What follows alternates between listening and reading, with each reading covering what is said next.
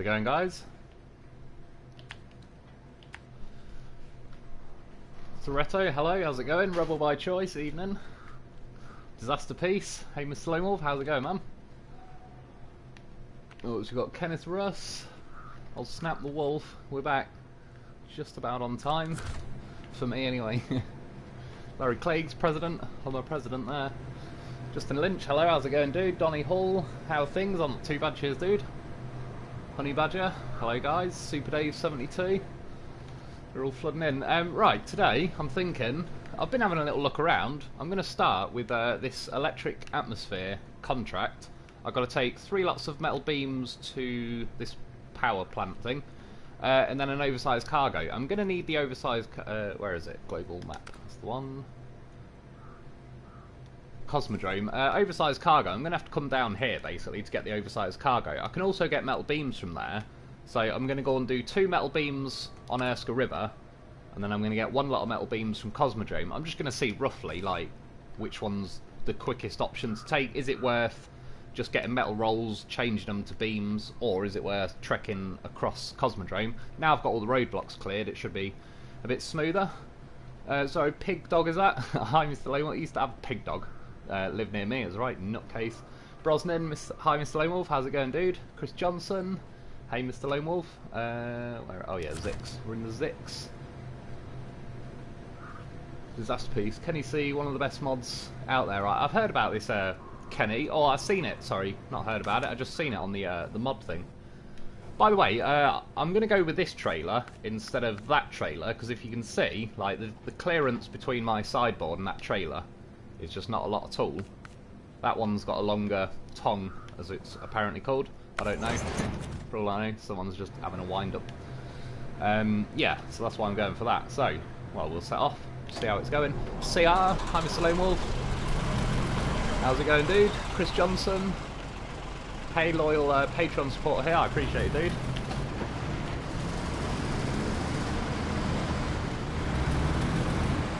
So, one sec, got to turn this down, it's about pretty bloody loud in my ears. Let me know, please, if there's any crackling on the microphone or anything. Like, I don't know why it started doing it again recently. It did it months ago, and then it kind of stopped for ages, and now it's decided to have a little go again. Adam David, just got my PSN account back from someone who stole it. Bloody hell. Why would someone steal your PSN account? Is that like, because you say you got a load of games on there that you've already bought and stuff? It's pretty ruthless, isn't it? People steal bloody anything. Steal a used piece of chewing gum if it's possible.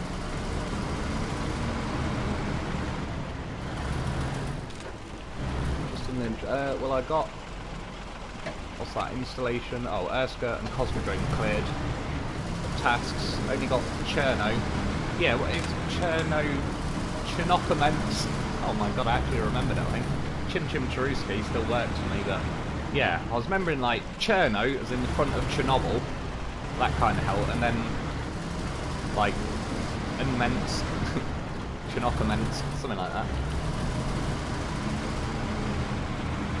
Nicholas Roche, hey Wolf, try the 2100T engine in the GMC. I'll check it out, dude. The GMC, oh 9500, yeah, the old highway truck.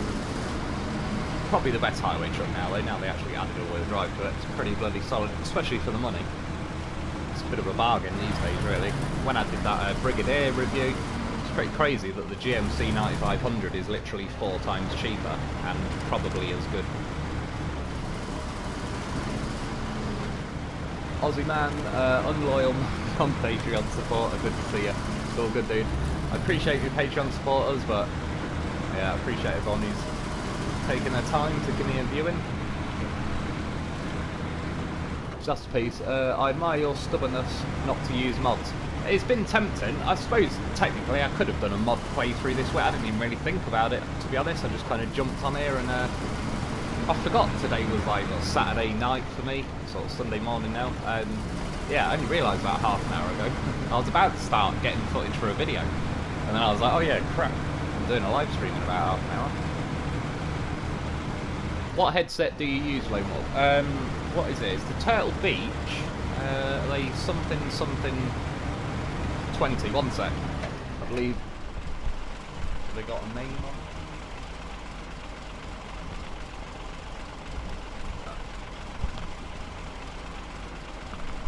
I thought they'd have a name on them. It was something like PX20 or something. They're, I wouldn't say they're that high up the list of, like, Turtle Beach ones. I've got a headset here that's the kind of all singing, all dancing Bluetooth headset, but I don't think the, as far as me talking into the headset, it doesn't sound as clear as on these. It's like there's no mic piece or anything on the other headset. This one's got like microphones sticking out the side of them that I can kind of move nearer or further away from me. And they're only like 20 quid. I think they're not more like 40 to 60 quid normally, but when I went to a game shop a few years ago, the guy just said, he's like, do you want them for 20 quid? They're absolutely brand new, it's just there's a little bit of damage on the corner of the box, so we can't sell it as new, but he's like, if you want them for 20 quid, I'll do them, and it was like, well, yeah. That's a pretty good bargain, just considering there's only like a tiny little tear in the corner of the box, so I don't care about that. Where are we? Yeah, rolls. Oh yeah, makes you do everything one by one. This one. Yeah, I'm sure they were called something like PX20 though. And then yeah, the Bluetooth one I've got, something 800s, I believe, but that was a present for my parents for my 30th birthday, the headset. And it's a beat, it sounded amazing, like, as far as me being able to hear, they were nice on Call of Duty, like, the difference it made a 50 cal sound amazing. But yeah, and obviously when you were playing like Battle Royale stuff, I could hear people trying to sneak up on me from like half a mile away. I could hear a bloody mouse fart from the side of the map with them on. So yeah, not many people were sneaking up on me when I had them on. But I've always used this cheaper headset to record the videos because it's always just been very nice and clear with the microphone. And David, I've been looking forward to... Oh, sorry, dude. I've been looking forward to something. What mission is it? Oh, this one is Electric Atmosphere, if you're asking me. Rick G755, hello Mr. Lone Wolf. No crackling, all sounds good. I appreciate it, dude. For 20 quid, how good do they need to be? Yeah, true. They are actually very good, though. I have to, I'm well happy. Again, I'm sure it was 60 quid they were supposed to be. Because I got like, yeah, I mean basically like 66% off just because there's a tiny little bit of damage on the box. But they'd never been opened, they were still in like their sealed bag and all the rest of it, so but yeah, incredibly good. I used to have a 5 quid headset, and that was not bad for recording videos, for 5 quid. But yeah, they were definitely, you could tell they were a little bit on the cheap side. Oh yeah, I just wanted to say as well while I'm here quickly, somebody said the other day, and I'm one of them, I'm not like openly disagreeing with them, I said like the roadblock that was here, or the landslide, you don't really need to uncover, or the quarry one that was there. And somebody said it's best to uncover them because you can get to the metal rolls factory, but this is the way I would go. To miss out this first landslide, just go down here onto the ice and connect back to the road. That way you miss out that stupid broken bridge and the landslide. And then instead of going the quarry way, I would just go up this road to basically the last watchtower I scouted, and then that way to the metal beat. We'll see how well it goes, but that was sort of my alternate route. I'm just going to change it to... Been a nice sunny day. Good evening, Mr. Lone Wolf. Just logged on. I can't see who said that, but I appreciate it all the same. Good to have you joining us, dude. Half the hit 65. Really disappointed with the Brigadier. Only $2 or whatever, but it was bad. Yeah, it's definitely not great. It ain't suited to these maps at all. It'd be quite a nice truck on, yeah, Michigan and stuff like that, sort of Black River, Smithfield Dam, but yeah, these maps. None of the new trucks except this really. This is the only thing, the Zix, that's kind of been any use to us on these maps, Phase 4. Plagues. Hey Wolf, what do you do for a living? I do road markings. Well, again, like obviously with this whole COVID situation, that's been drying up at a pretty fast rate, just because. Well, yeah, there's a lot like I say road markings, and it is technically. But we end up doing more stuff like, yeah, private car parks and stuff, because we're like, it was just some guy I work with. It's not like a big company or anything. My brother used to work for like a big company, and they'd sort of do like, you know, railway car parks, railway crossings, road markings, like on new motorways that have been built and all stuff like that. Yeah, so I don't actually do the road markings itself. I just mess around with the boilers. To be honest, it's a very easy job. The guy I work with, he it's at night as well, which is handy for me, and it's pretty good money for the amount of hours, but it's one of them where it's like I don't really know until not too long before we're going to be going out and doing it. But long story short, he could do it himself. He just pays me to come with him so he doesn't get bored. He just has someone to talk to while he's driving there and stuff. So yeah, it's a pretty handy thing for me. But like I said, with this whole COVID thing, it's kind of thrown a bit of a spanner in the works. And obviously, yeah, like a lot of people ain't wanting to get their pub car park remarked when the pubs ain't exactly as busy as they used to be and so on. So yeah, doing that little shortcut there, I just cut out, like I said, that stupid bridge and one of the landslides, and then I could go down that way and that'll be the quarry landslide one, but I mean, if you've seen the video where I took the, was it the HX520 down there? It was pretty brutal. Tristan Jones, I hate the death snow where that landslide is. Yeah, it's a bit of a shame because it kind of felt like once I cleared the landslide that I should have been rewarded with at least some, you know, 5 mile an hour gameplay. But, and then it basically got my, assume I'm stuck on a branch somewhere. It got my, yeah, HX520, it just couldn't even move. What am I stuck on? Something's absolutely, oh, is it that? Yeah, that was the one, the trailer's getting caught on it. Oh, great, now I'm kind of butted up against it, so I have to do the winch.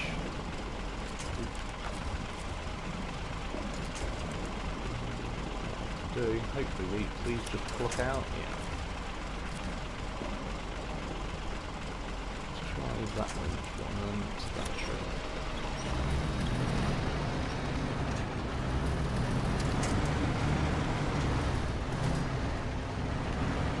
Got us by that bit. I'll admit, this road is definitely a bit on the awkward side. But I would still rather this kind of awkwardness than, you know, just 5 mile an hour snow that's a little bit boring.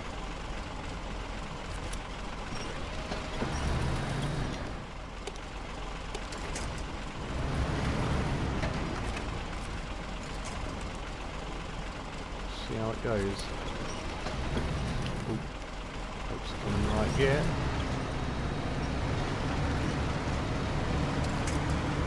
The nice thing is, yeah, like when you've got a loaf on the roof, you can lean on trees like that when you tip, and it stops the side of your truck hitting the tree first, so you can still scrape past it. The sides of the loaf don't really catch anything, which again is another reason. Well, one day I'll make a video like 101 reasons to get yourself a loaf. I just need to remember all 101 reasons in one little go. Stuck on some bullshit. Sounds about right. Yo, your channel is so underrated. I thought you had way more subs. That's how you know this guy's putting out quality content. To be fair though, again, I appreciate I've just got over 7,000 subs. I just seen on YouTube Studios earlier they appear to have stolen 50 subs off me. Not sure why, but I just seen it go down by 50 in about an hour, which doesn't really happen. But yeah, I'm still over 7,000, so I appreciate that. And this time last year, or maybe I was on a little more now, but when I started doing this game near enough a year ago, I was on 190 subs, so that's pretty decent growth rate. That's what she said. For yeah, for like from 190 to 7,000 in a year, it's kind of, that's quite a hard milestone to get over. That's the problem. Like when I was, say, on 100 subs doing Call of Duty, there's so many other people doing Call of Duty that have got obviously anywhere from like millions of subscribers to tens of thousands. Even if I typed the exact title of my video in, I'd still be like 180th on the list or something, so the chances of anyone scrolling down 180 videos just to find my video is kind of slim to none. And then yeah, when this game came out, I enjoyed MudRunner, so I already knew months before this came out that I want to get it and I want to do videos on it, and yeah, it went incredibly well really. This man literally knows everything about this game. Well, I don't think I know everything, but I will also say, like, I'm in a fortunate position that because I've got this channel, I get loads of people telling me tips in the comments, so, yeah. Some of it's self-learned, a good chunk of it is, like, again, it's you guys sort of helping me out, and that's what I like about this, though, because we've all got, like, this channel now to congregate at. We can kind of swap ideas, what works, what doesn't work, and all the rest of it, and, yeah, because of that, like, I know a hell of a lot more than I would have if I didn't do this. And, yeah, it's sort of, I can help make a video on it. And it just works out well for all of us. What am I stuck on now? overall, this has been a fairly easy drive out to do that little winching section, but other than that... Is it on the tree? No, my load's already cleared that. I have no idea what was stuck on there, if I'm honest. Good stuff, man. Keep up the good work. Adam David, I appreciate it, dude. Tristan Jones, you say it like those 50 subs got kidnapped. Honestly, they're just, that's it. I was on like 7,000 and like 90 or something, and then it just went down to 7,040, and on like the little graph that shows that day's subscribers, that just plummeted like off the charts below it. I couldn't see it anymore. And then yeah, then when I refresh like YouTube, it still says at the minute 7.11, but on YouTube Studios it now says like 7.06 or whatever, but again, like it might have gone up a little bit since I last looked.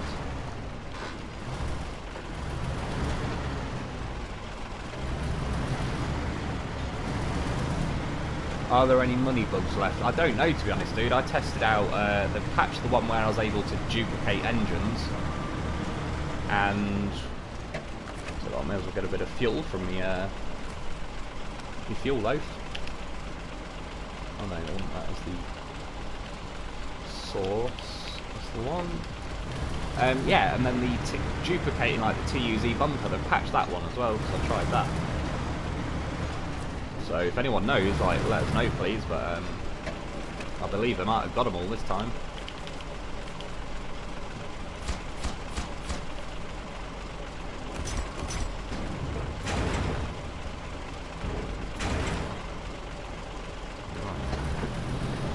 Well, that wasn't too bad. We're now at this factory.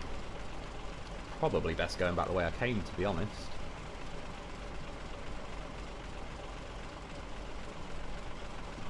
Could well be, yeah, we'll do it. And then, like I said, we'll go to Cosmodrome, and then I'll go and get metal beams and the oversized cargo from there, and we'll just see roughly... I mean, I'd have to do a road train if I wanted to get 3 metal beams and the cargo at the same time. So I just thought this was a good chance to kind of test run both routes and see how well it goes.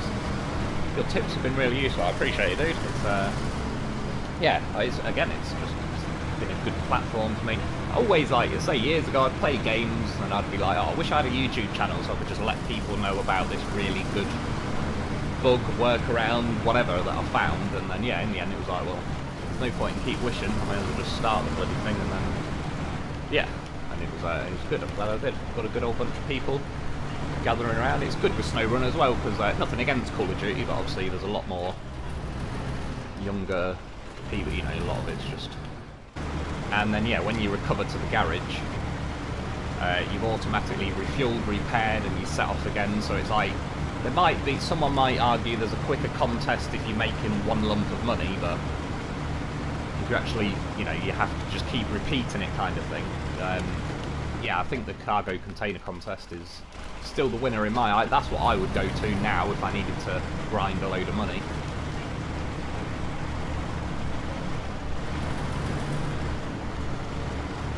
Get that turning circle. What's your recommendation on a first car under 150k? What, a real car? Under 150k? Most cars on the planet. Well, the first car, I don't know. I actually have no idea. I mean, for me, I nearly got a Ford, what was it, an old Cortina for my first car, because I could have got classic car insurance. It's the insurance that bites you when you get in the first car. But I could have got a 2-litre Ford Cortina for like 900 quid insurance. I ended up getting a Ford Escort 1.4, and that was 1,600 in insurance. The only good insurance quote I've ever had was, ironically, when I had the M5, which was weird because I was 26 when I got the M5, and I got an insurance quote and it was 900 quid. Which is, and that was no years, no claims or anything, so that was a bargain. And yeah, it actually went up a bit each year. Like the next year it was about 950, the next year it was 1,000, and again that was like after 1 year's no claims, 2 years no claims. How the hell I got it 26 years old on a 500 horsepower car for 900 quid, fully comp, so that means even if I crash the car, they'll replace it, I believe. Well, unless I was doing, like, say, illegal levels of speed, which, not gonna lie, was quite often.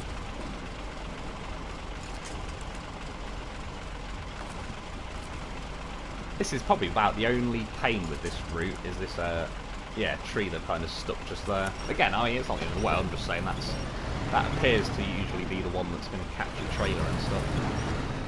But, bit of faffing around with the winch, and we're out. Oh god, now what we got caught on. He said he was out.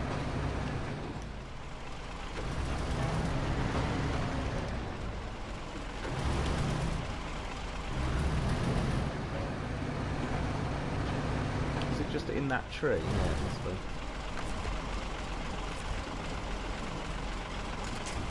See, this is probably the one reason I don't always take this trailer, is if those side poles that are sticking up in the air, if they were just like one smooth side, I might be able to leave it off that way. Yeah, it'd help. Obviously, though, it's the yeah, it's those beams sticking up off the trailer that are catching. Juice of Cane, hello Mr. Lone Wolf in chat. Have I missed any loafness? Well, we've got him on the roof as a precaution. I think so far you're all good. Do it the awkward way.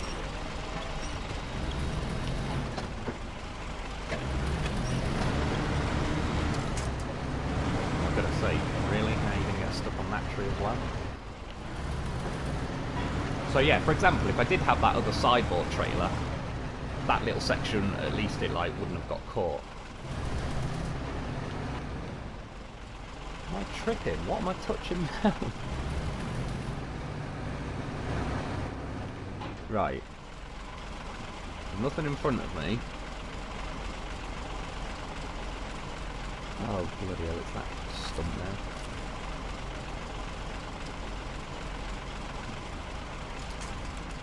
Well, this way was looking like a pretty nice route until I got stuck on 3 things in a row.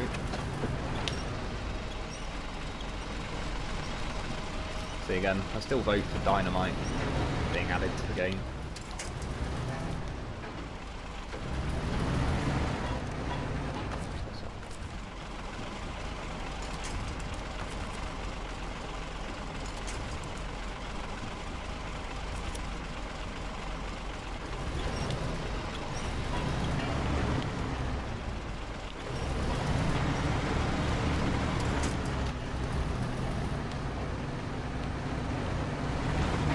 So we get another 2 foot forward, and I'm apparently stuck on something else. And it stops. Hunting U84, hey Mr. Lone Wolf, how are you? I'm good, dude. How are you doing? Excessive speed as a teenager. What a bunch of fun. What's that? Netherlands Slay event. Yeah, well, my Ford Escort, my first car, wasn't really capable of excessive speeds. As much as I tried and willed it to be as such. Like I said, there was a speed camera near me, but I couldn't have got a speeding ticket if I tried, because I couldn't physically get beyond 60 miles an hour in the time it took to get to that speed camera.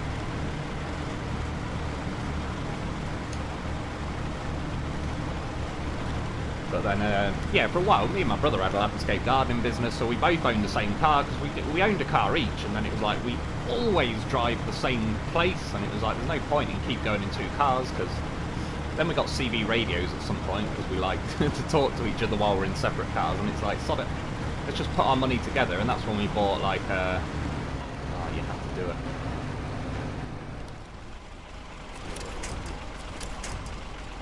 Getting me lean on a bit there. Nothing to winch to, nope, this is the only immovable tree. In fact, I'm going to say, so that trailer is going to try and take me with it.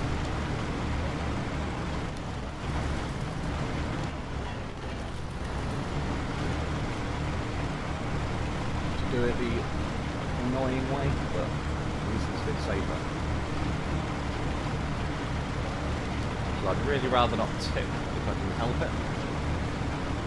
Because if I tip, obviously I'm sure I could do a loaf rescue, but there's no point because I've got metal beams and I can't crane them back onto the truck anyway, so I'll have to bring something else.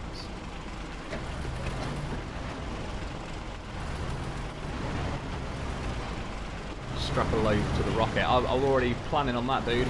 I've heard that thing takes off, so I'm going to try and find a way to stick a loaf on it, and then, yeah. First loaf in, first bread in space. Exactly. Making a breadwinner. But the loaf, it lets you, like, attach a trailer from ridiculous distances when you've got a loaf, but every other truck, it's so moaning about how close you have to be. FYI Wolf, the guy said best truck in SnowRunner for, oh sorry, for 150k.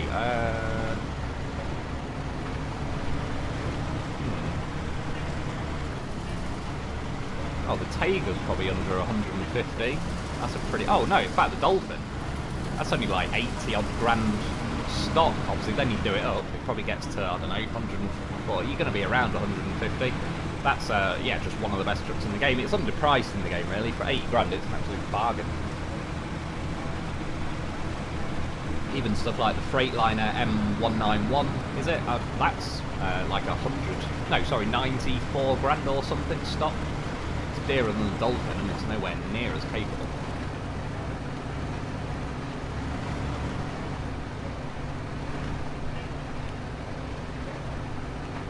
I don't get what it is the game keeps, like, I'm not stuck on anything. I wouldn't say I'm stuck on that rock. Like, this normally climbs them. I honestly don't know. A few times tonight, I know I got caught in those trees and that, but a few times it keeps just as if I'm hooked on something invisible that I can't really see. Whalmer, yeah, so the Dolphin, I definitely would. That's it's a solid beast. Or like I said, the Tiger, which you can get from Drownlands. It's on the first Russian map. It's very easy to get. It's pretty close to the garage, really. And that's definitely a solid truck. Just for me personally, I probably prefer the Dolphin over the Tiger because it's got 8 wheels, so like, it's a bit of an extra grip. You've sort of got 2 front axles instead of 1. Yeah, I don't know. It's pretty solid, but the Tiger will be better on fuel in the long run. It's got 330 litres, I believe. And it doesn't use it quite as quick as the Dolphin.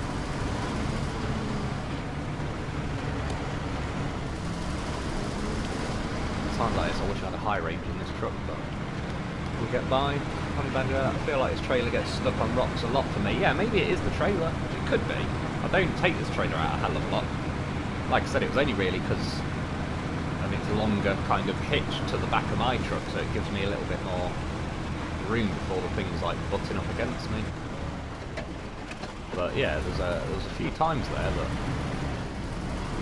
I didn't really feel like I was stuck, but something's absolutely just stopping me dead. Michael Curex, I sold the 3 DLC trucks and got a Dolphin and a few loaves and upgraded. That's the way to go, dude.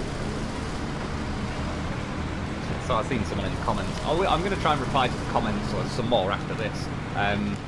But I've still been reading them. I've just been also like getting gameplay and editing while I'm reading them, so I can't really reply at the same time. Yeah, I've seen someone say they finally get why I take a loaf everywhere. I think they took a loaf with them when they had their collab. They got the collab stuck for the first time, and the loaf got him straight out of there. See, that's why you always bring a goddamn horse. You never know. It's only because preferably I, as a matter of principle, if I can possibly help it, I don't want to recover to the garage to just start again, if that makes sense. I want to try and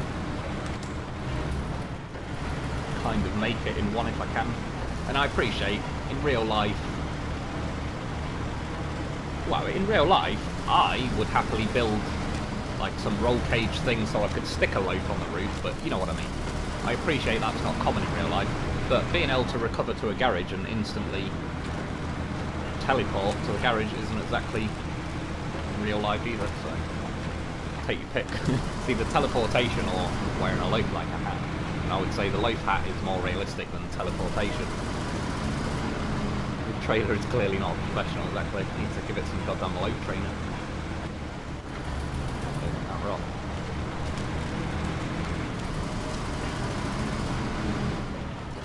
Pussy man, 71-inch tyres, 40% max power, S-rated power, modded V12 V-beast. We're going for a swimmer while I'm reading that. Will it work here? I have no idea. Well, a modded P12 will probably do alright. never had too much faith in the standard P12. Hence why it's no crane truck. It's very good as a crane truck. I said train truck, like the Great Highway Robbery or something. Yeah, that's why it's always my crane vehicle. I use it to stick loads on my trucks. I prefer the P16 over the P12, personally. Have you seen the mod Dolphin with 600 litre fuel tank and liftable steeral axle? Oh, I've not seen it. I might have seen it on a thumbnail or some YouTube video, but yeah, I've not actually gone and looked at it. At some point, I need to there's probably a few mods I need to delete because I'm just running out of memory.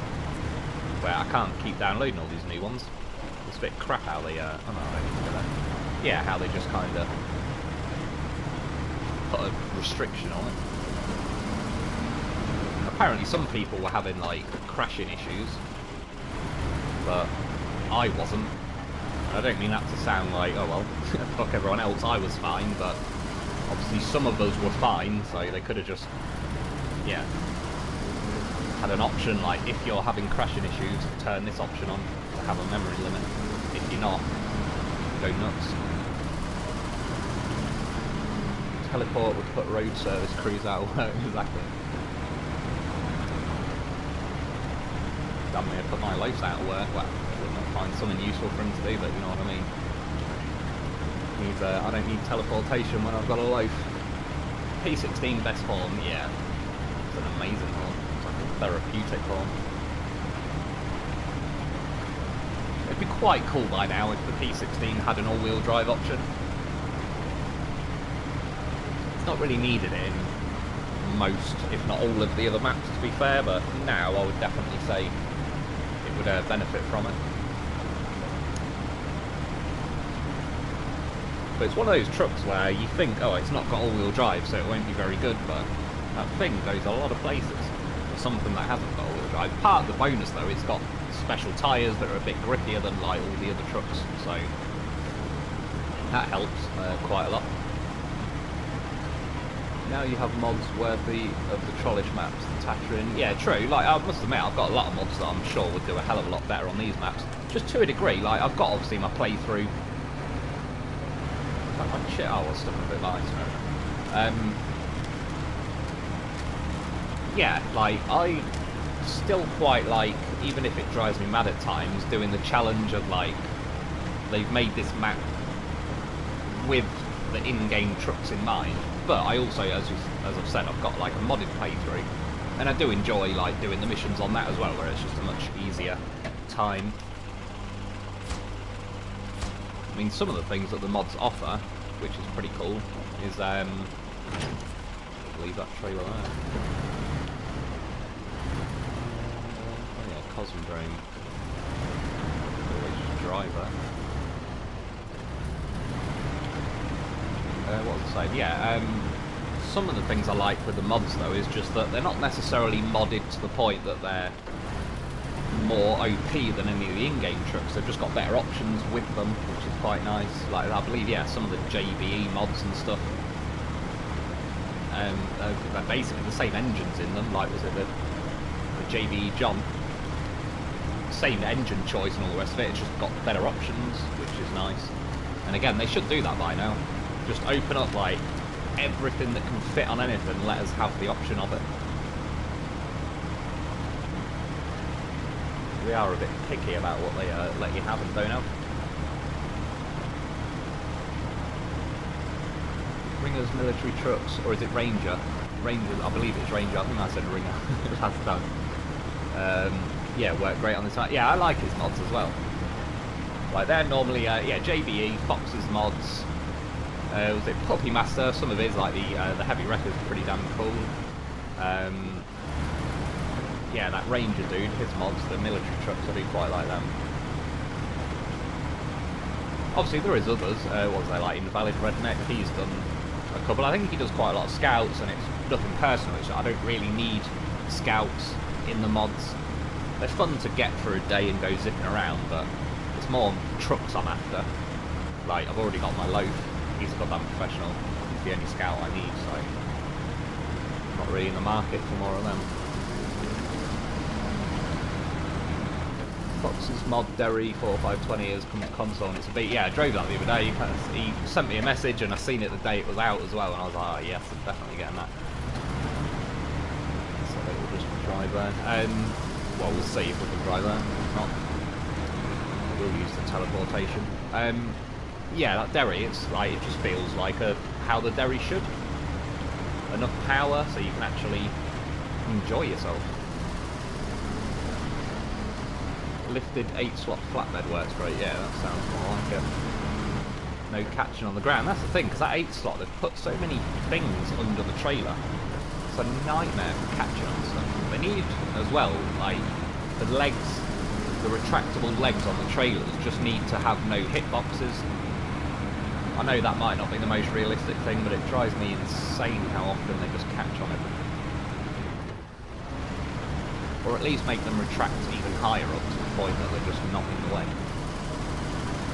Got this on Switch, not bad, pretty amazing. Needs some updates, but not bad. Yeah, so I believe they have released it recently on Switch, and that's probably why they've released like that Brigadier, the HX520 and the Cat CT681.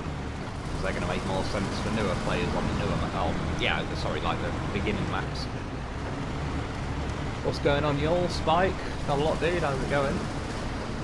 Taking along, getting this mission done. Electric atmosphere. Got a few rolls, switched over to beams, and now I'm off the Cosmodrome to kind of see. So I suppose I've just set off from the garage again. Well, I suppose skip this bit for now, actually. We'll start from the Cosmodrome garage. Because I could have just teleported there and done it that way. This game is so addictive. It is, considering how slow it can be and how much it can drive you mad. It's one of the games I've put a lot of bloody hours into, and I'd still feel like I do enjoy playing it. Like, I don't feel like, oh god, I want to stop playing, but I have to make videos on it. Like, if I got that bored of this game, I'd say, look guys, I'm sorry, but I'm bored of this game, I don't want to do videos anymore. But I'm not, like, I still enjoy the hell out of it. It's a bit of a unique game, really. Like, obviously, deformable terrain is, well, yeah, you just don't get that in a lot of games, not to the depth that it's been kind of programmed into this game.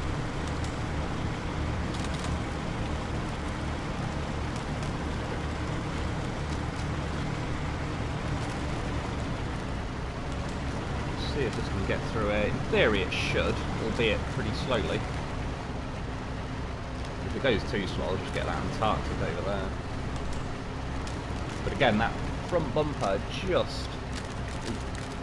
I'm professional. Yeah, it's close, but it sits just high enough above the ice that that doesn't catch. And I think that's why this truck has a little bit of a better time. Like, the Dolphin would probably be this good, but its bumper's just low enough that it's skimming the top of the ice, and that slows it down. Love this game, Mark Rowe. Yeah, it's a... oh, wait, hang on. I suppose I'll jiggle the steering left and right. Probably help. There we go. Only thing they need to fix is some pop-ins. Then it will be golden. Some pop-in. What do you mean with pop-ins, dude? A bit of daylight.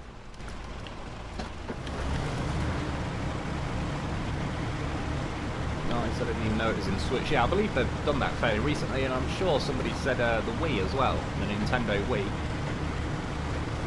So, which is good. I mean, that obviously shows as well there's enough interest in the game that even a year later they can release it on new platforms. That's probably why we're getting Season 2 as well, because there's still enough interest in the game in general. And it deserves it, really. Obviously, Spin Tires, I never played it when it was called Spin Tires. I got it when it was Mud Runner, but it's basically the same thing. Same maps pretty much and all the rest of it, same trucks near enough. But yeah, I mean, it's a very tiny game, like, you know, compared to some of the AAA monsters like Call of Duty and stuff like that. But I think it's getting a bit more recognition. And like I said, there's a lot of extremely good things they've done with this. There's a lot of ways I've praised this game. It's an extremely good game. It's a shame how slack they've been on some of the bugs, because, yeah, if they were more active about fixing them, there wouldn't be a whole lot to complain about at all. Like, it's a very solid game all around. So that fuel.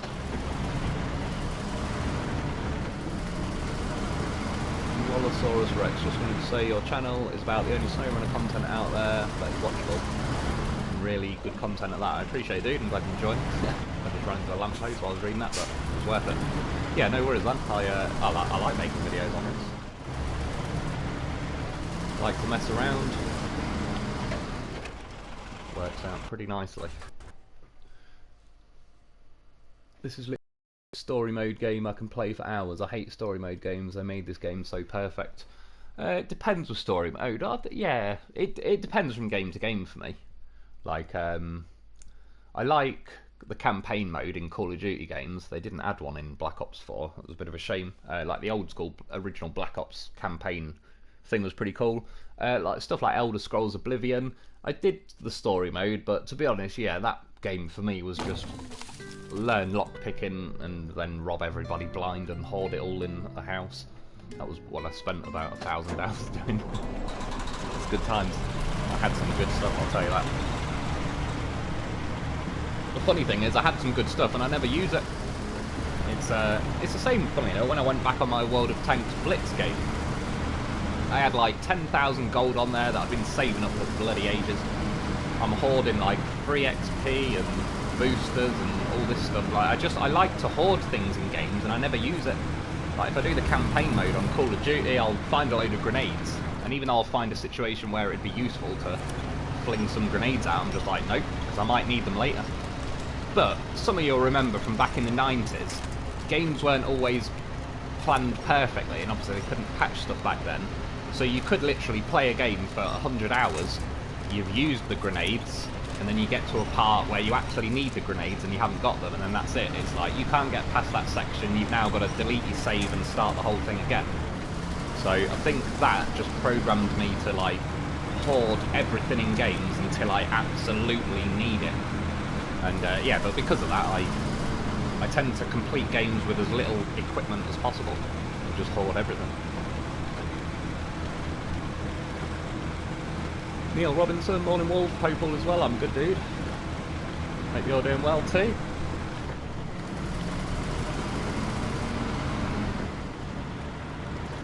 Oh, I missed some of your comments. I've seen 99 inventory, but yeah, you the same way. You just hoard everything. It's the way to go, man. I love it. It's something I like when I used to go on Elder Scrolls Oblivion. I had like every type of arrow in the game, every bow, every sword, every armor, like a complete set of every armor.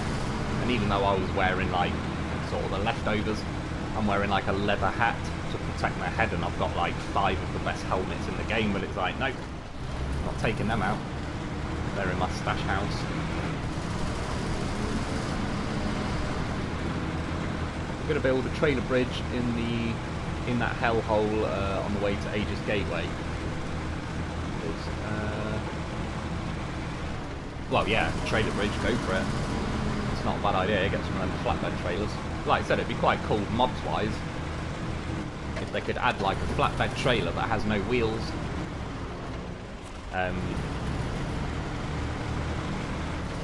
Yeah, because then like it'd just be a flat sheet of metal that you can like stick on your saddle, take it to where you want, disconnect it, use your crane just to adjust it a bit, but yeah, it basically acts exactly like a bridge. So for this one, I'm going to need to take a 4-slot trailer because I need the oversized cargo, and that's 4-slot, and then yeah, metal beams obviously I can fit in the sideboard.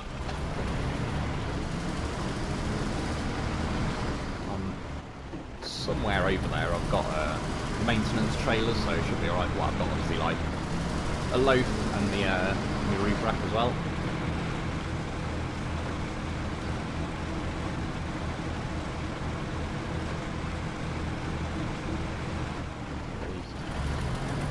Barely Grills. They should have named Phase 4 Region Hell. It's true. They've certainly upped the brutal factor on these maps. And for the most part, at least they've given this as this truck, but I believe it's a mistake on their part not letting us have change on this. I mean, you had 4 snowy maps, and the only truck that works doesn't get changed is a little bit of an oversight, I would say.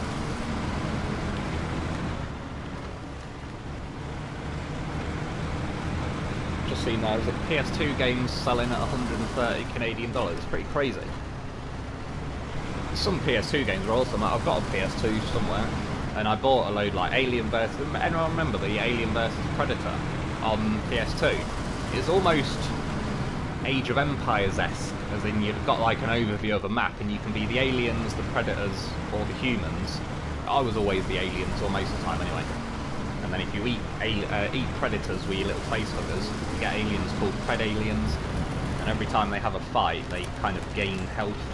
And they were beasts. Like you just have an army of beast mode Predaliens.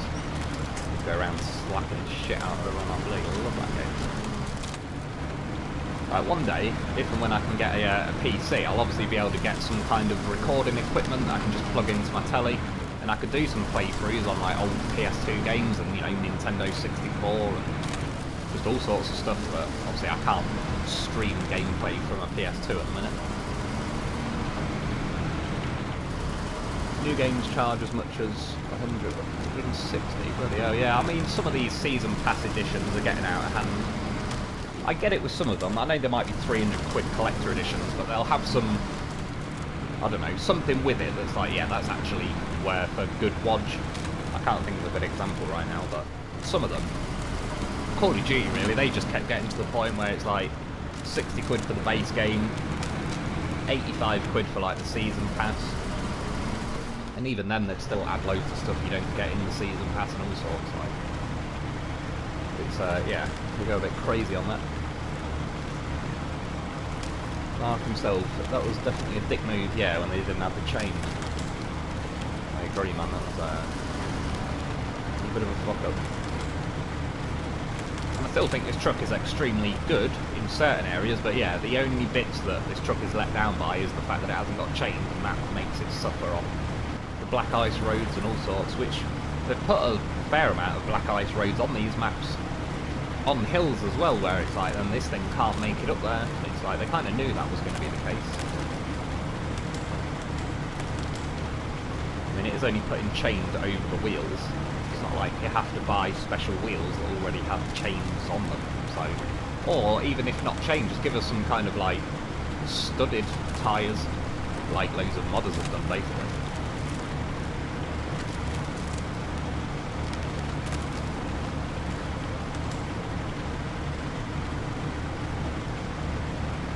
Call of Duty is a total rip-off, $60 for 8 hours of gameplay. Yeah, true, but in theory the multiplayer, if you enjoy it, is like, it'll eat a lot more of your time. But no, I still agree, overall, Call of Duty is a rip-off. Like, they don't put the effort in that they used to on the games, they just regurgitate another game every year. I used to think that's bad though. Look at companies like bloody EA with FIFA and, you know, NHL, NFL, the NBA hockey games, and, sorry, basketball, but the hockey games, the football games. Yeah, FIFA, I mean, it's what they make an entire new disc and game for every year. All they have to do is a little update, just to update the players, you know, which players have been sold to different teams and all the rest of it. Like, that's about the laziest, I mean, it's sad as well, because FIFA makes an absolute killing. Like, the amount of people who just buy the new game every year, year in, year out, for the same game, and the same football pitches. Like, at least Call of Duty do have different maps, but no, I do. Like, I've stopped playing Call of Duty as of late because it's just like, man, they're too fucking lazy and greedy about everything. And then they always say, like, when they don't patch something quick enough, and they're like, well, you know, we need time, and it's like, no, you don't. You're turning over billions of dollars a year, you tight-fisted fuckers. Go and hire more bloody developers, hire more people to code and fix things.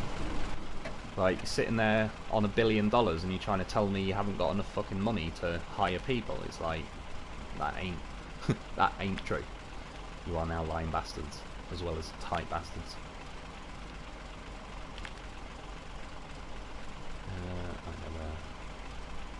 I'll get it to there.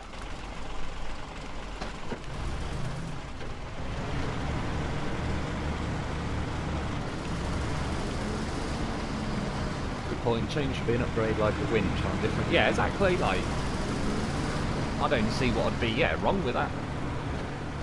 I mean, in theory, that'd be a better way to go around it. Just let us put change on anything that we choose to. So that way, you're not limited to like the all-terrain version of chained on various American trucks. You could put off-road chained on and stuff like that. And yeah, it's, I mean, again, it's only bloody coding. It's not like it's real life, so all they have to do is make it look like chains are on there. Oh, hell, I don't even care if they make it look. If they give us the coding that it's working like chains would, that'll do.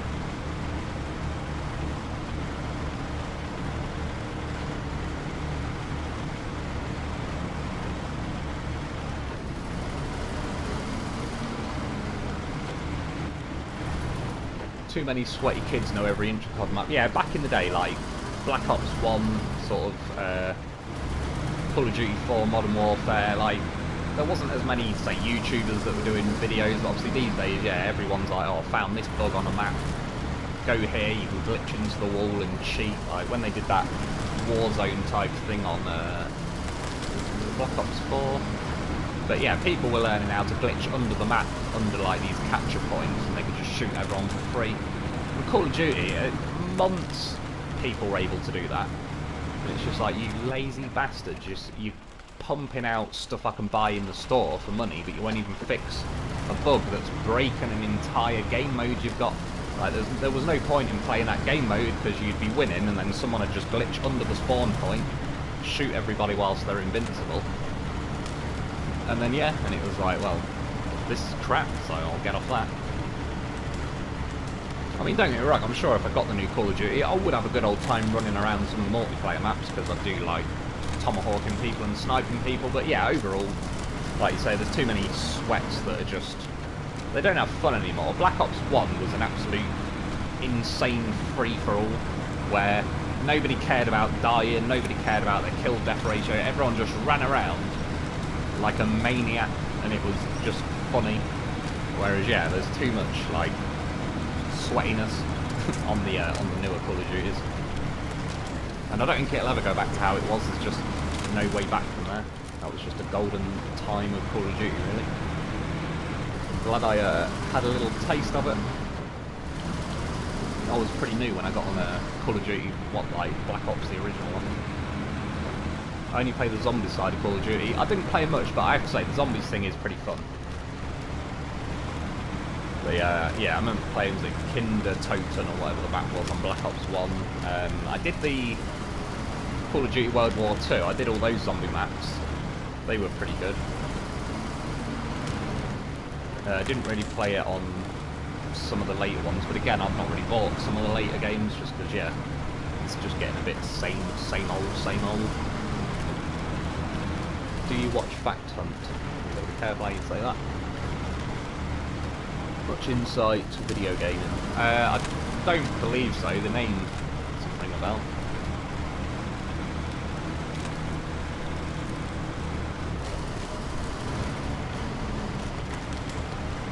So I suppose anyway, from the drive from Cosmodrome to here, did it take longer than it took me to drive to swap the metal beams over? I'm not sure, to be honest, because I've been chatting away, not really paying attention. But either way, that's your basic options. Thankfully, it's a pretty nice, smooth roads down here. And I mean, again, yeah, that's why I'd like at least one easy map that they had, because even if all the roads were like this on a map, who cares? Like, sometimes it's nice to just make the journey.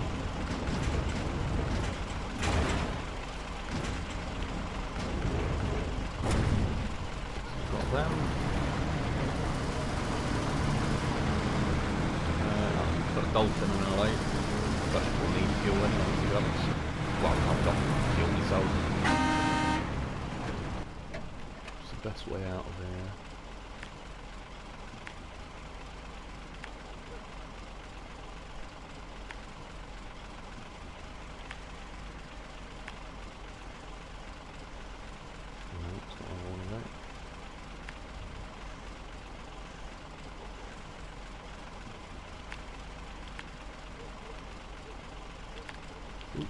Some pretty lazy lines, but should get me by. I put over 1,000 hours into Warzone, but just got tired of it.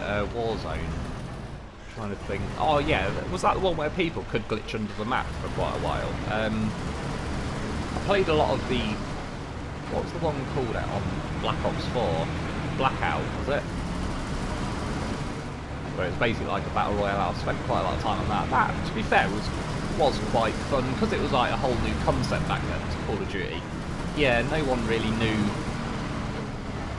like, all the little cheats and tricks and tips, so it was a lot of, we were all noobs just going into it, and it was like, yeah, fight for your life and that's it. So it was quite fair, but then obviously given enough time people get sweaty and play a little bit, I don't know, you're just not in the spirit of gaming. It's like, don't worry dude, I'm not actually killing you, I'm just killing some pixels on your screen.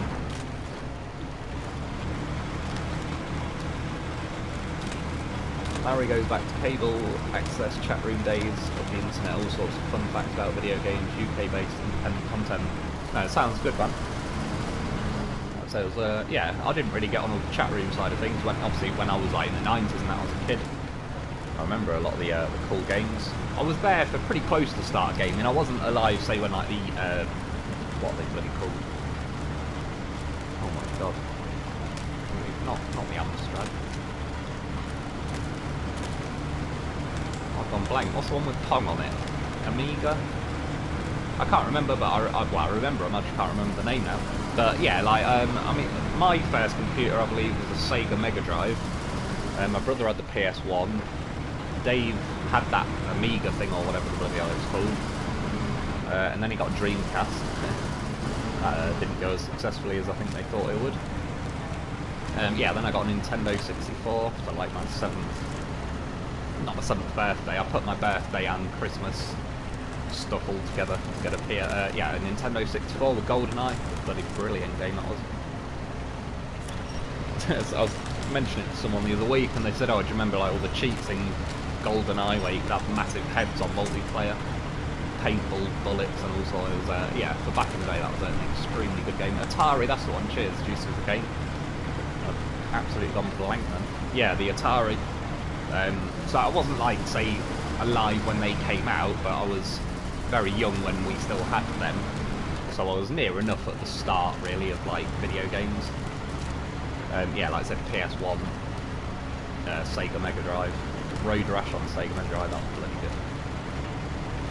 Viper, I still remember that tosser's name, he used to, he was a dick, smack you with some chains, but then we all got good at grabbing, like, if you time it right, you can grab the chains off him when he tries to hit you with them, and beat the crap out of him, and then that's all me and my brothers did, just steal chains off Viper so we could kick the shit out of him. Didn't really care if I won, lost or otherwise, as long as we could kill him or beat him to death. It was good. And they say video games encourages violence. That's a damn lie, to be honest. I've only had like one fight in my life. It was pretty much self-defense anyway, so... a load of bollocks. David Doucette, I don't know how to say that, I think I've got it right. Hey man, SnowRunner, how's it going, dude? Atari 2600 used. Yeah, I bet they're probably not that cheap these days though, are they? DK mode was on GoldenEye, yeah. Oh man, I'd love to get a Nintendo 64. But again, like in the future, in theory, as a possible future thing for this channel, if I could get a Nintendo 64, I'd have to get a PC though, obviously, to record the footage. But yeah, do older game playthroughs and all sorts. I'd quite enjoy that. And new stuff as well, but like I said, it depends what the new stuff is, as to whether I'm sort of interested in doing it or not, really. Asteroids on Atari 2600 was fucking mint. Asteroid, yeah, I'm sure. Well, the name rings a bell, I'm certain I played that. Oh yeah, you had to shoot them all in space and that, and I remember Space Invaders. I know that was mostly like, you've seen them in arcade machines, but I'm sure there was some computer that we had that had the Space Invader game on it. Road Rash, yeah. You can pay me now or pay me later, but you will pay. Road Rash was bloody good. Defender, Missile Commander, Asteroids, Pong with dials. Yeah, it was Pong with dials, like that's what David, my oldest brother, he owned. And yeah, like, so we all used each other's computers, and then obviously I think Dave had the NES, Adam had the SNES. So between us, we all would like save up for a Christmas and a birthday, and I suppose like get a different computer. So, and yeah, we just kind of mess around and play on each other's computers and all sorts. So we actually had, yeah, quite a lot of options really, but we had to sort of all pull together to try and get a console each. Tetris, classic back in the day, the old Game Boy. There's some games on that I'd love to go back. I remember, what was it called? Dizzy, this egg. You have to go around these levels trying to solve. I never completed that game because I was pretty young when I was playing that. And Earthworm Jim. That brings back some memories. Ren and Stimpy. I remember that game. What else? Earthworm Jim, man, that was a crazy one.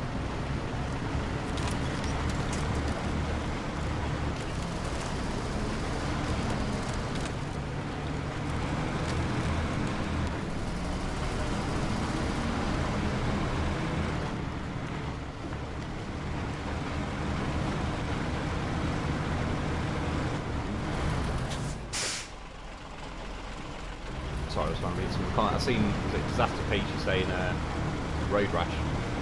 Loving it. Oh, don't do it, container. It's close. Sega Game Gear. Doesn't ring a bell. I'm not sure though. What about Sonic on Game Gear?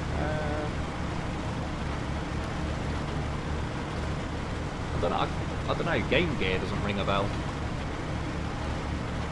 I remember Sonic, I had Sonic on, was it? Yeah, the Mega Drive, on the Master System or whatever it was.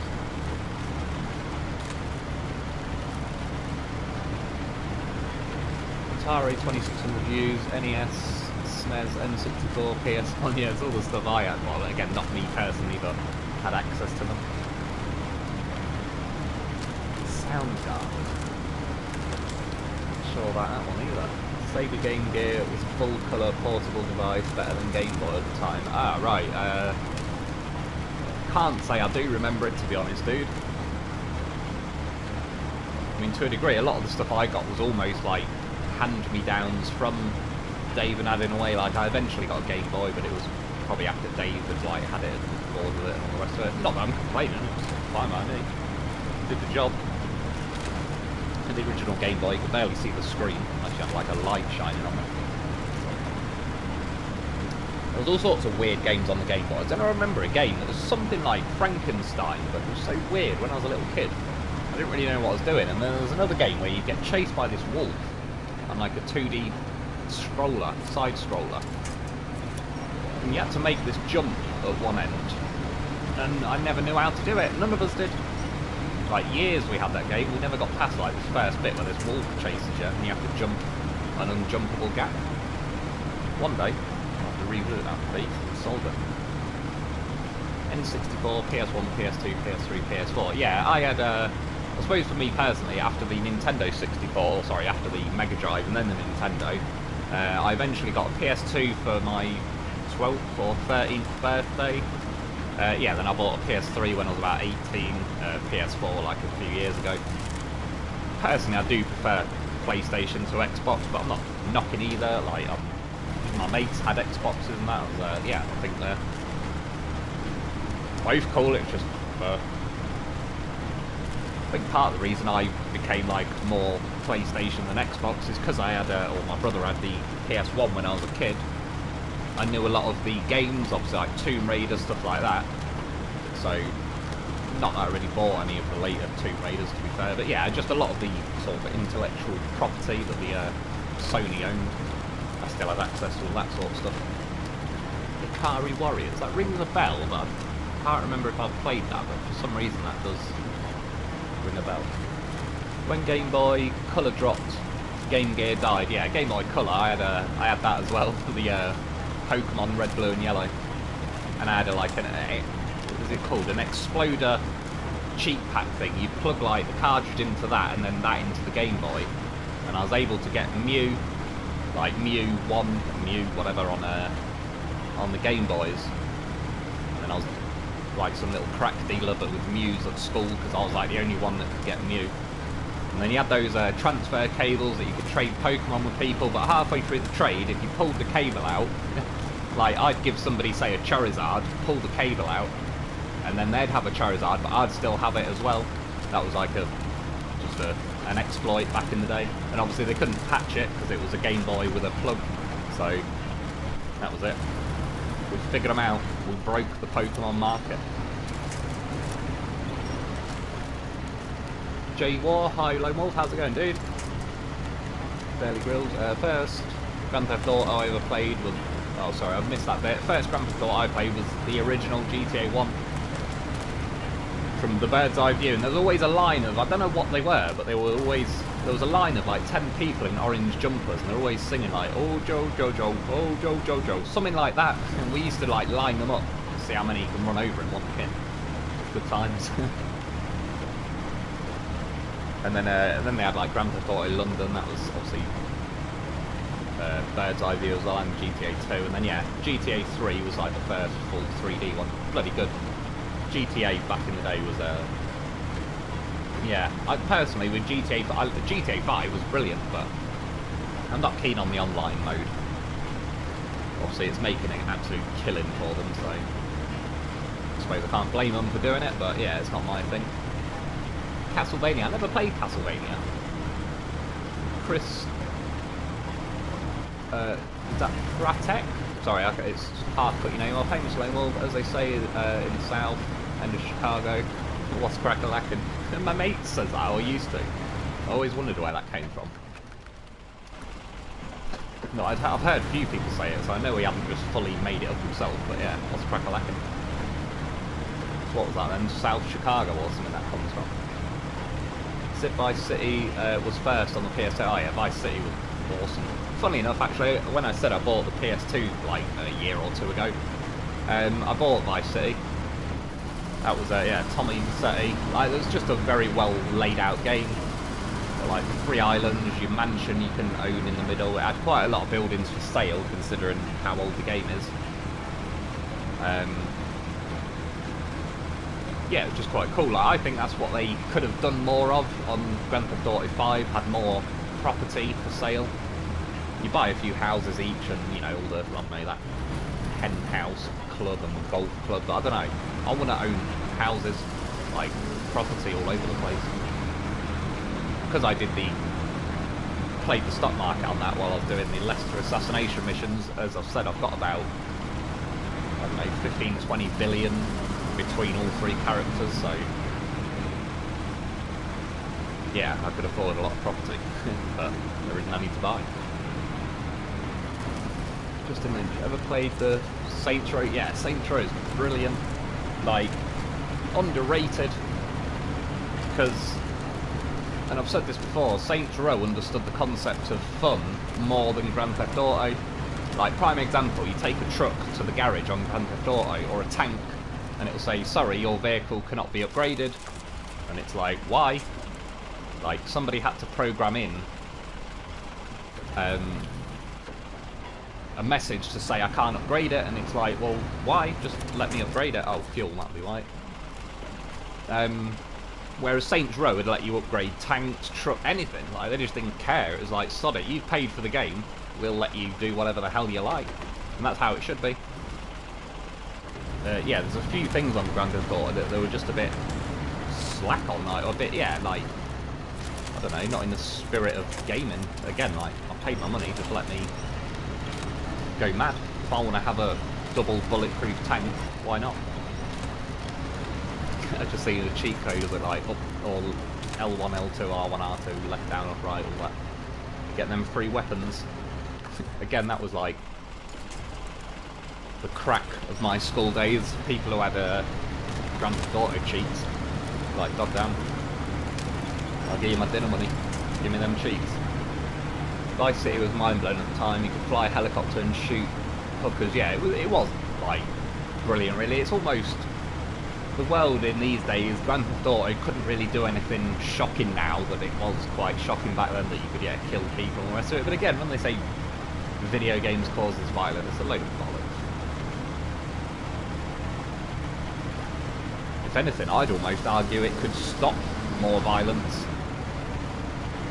I mean, it's nice to have a good old police chase and shoot a load of FBI and all that, like, at least I can do it on Grand Theft Auto. Now I don't have to go on some real-life killing spree. So, might stop a few people. GTA always had better driving and flying physics. Over Saints Row, yeah, for the most part. Saints Row 3 was bloody good, though. They got it nicely on that one. And Saints Row 3, by the time you completed it, had like a little island in the middle that had zombies on it that was pretty funny, where they had like some chemical spillage there or whatever, and they all turned into zombies. They had like the VTOL planes, the little jet bike things. Yeah, it was just a more fun, crazy mission. Saints Row 4 went a bit over the top by then. They kind of killed it a bit with that one. But Saints Row 2 and 3 in particular were pretty solid. But I get what you mean, though. I would say overall Grand Theft Auto was a more polished game. Flying tank mod to reach Staten Island. Yeah, or if you did like, yeah, where vehicles could fly, but you had to turn the tank gun behind you to fire it behind you to get enough speed to fly. Yeah, I think I had custom backhoes in Saints Row 2. Exactly, instead of programming a message in to say you can't do this, they'd program the necessary things in so that you could do that, and it's like, that's how it should be. Well, overall, I've got a feeling it probably took longer to go to Cosmodrome than just switching the beams. Not that I mind, it was quite a nice drive. Bearing in mind as well, I would have had to have done a road train or have another ramped flatbed winching behind me to get the other two metal beams. We've got to go there. Do I go down here and across the ice? Or I could go round to there and that way. So let's go round that way because we already kind of know what the ice path is like. Let's see how this route does now. I've built all the bridges and oh god, actually. Scrap that. Got no change and it's icy roads. Bit of a shame, but we're going to have to go the ice route. Just Cause 1 and 2 was really fun. I never played them. I've heard about them and I've heard they're good games. Just, yeah, never played them. Zombie Uprising on Saints Row 2. Can't remember. I had Saints Row 2. Definitely, I bought Saints Row 1, 2 and 3 for like pennies on eBay. I mainly remember Saints Row 3.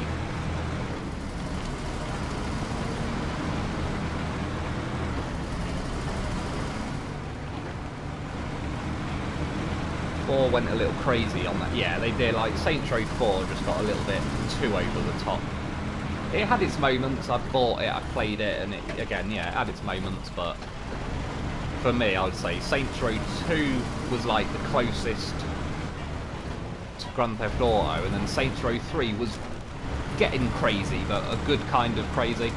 You obviously had that, what was it called, like the Daedalus or something, that big flying like aircraft carrier.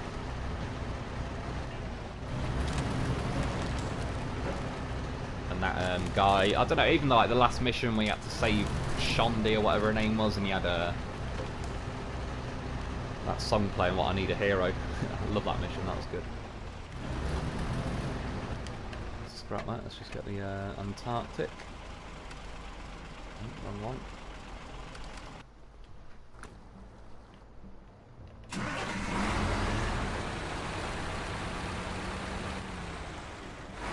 Yeah, Saints Row 4. It was all like you could fly, and yeah, it was. Wasn't it like something to do with like hell had taken over or something? And yeah, and it got a bit too mad for my liking, got a bit too far away from what it originally was. And I think in a way they were trying to get away from being a Grand Theft Auto clone, but why? Like, there's nothing wrong with being a Grand Theft Auto clone. Just because Grand Theft Auto did it first, it's like that's.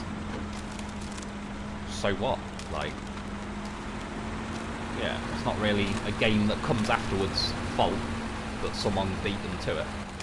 Like, if a game now made a football game, everyone would say, oh, it's a FIFA clone, and it's like, well, they can't really help that though, can they? Because a football game's already been made, so yeah, that's it.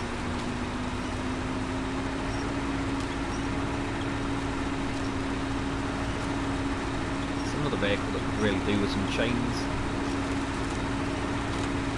Especially as it's one of the few things that can actually handle lights.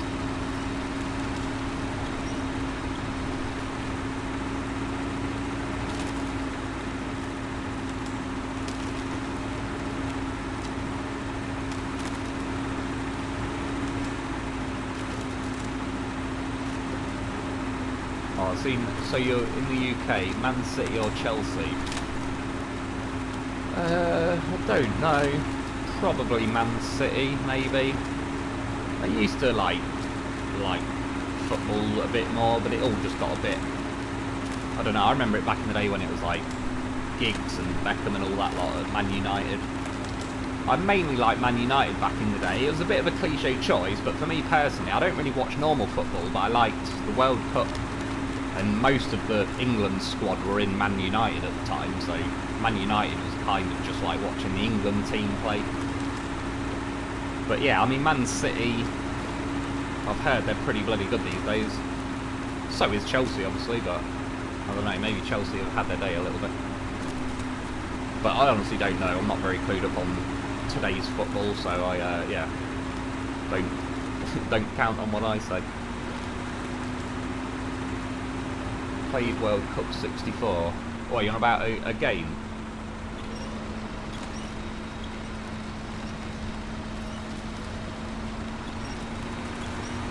Yeah, I can't remember. I assume you're on about like on the Nintendo 64.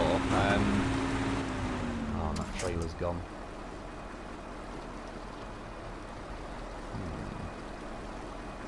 I'm probably gonna have to bring something with a crane now. What to bring is the question, or could I just ram it up on the? Probably not, because it's fallen into the ice. You can't have a crane on this, can you?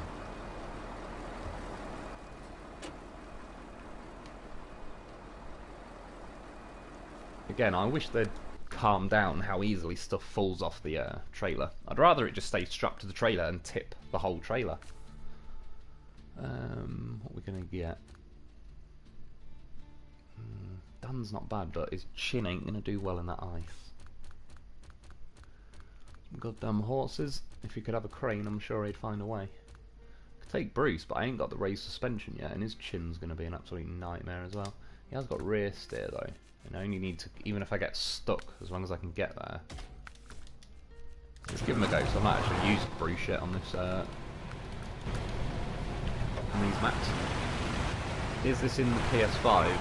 I'm not on, this is PS4 for me. I believe you can get this on PS5.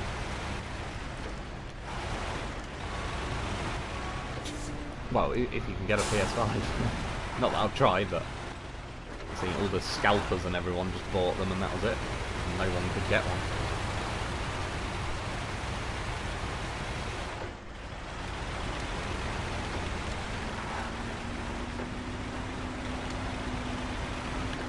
Only soccer game I played, easy and intuitive, used Brazil of course. I played a game, I think it was on the PlayStation, what was it called? Like This Is Football 2004. You could actually build your own team on there and rename all your players.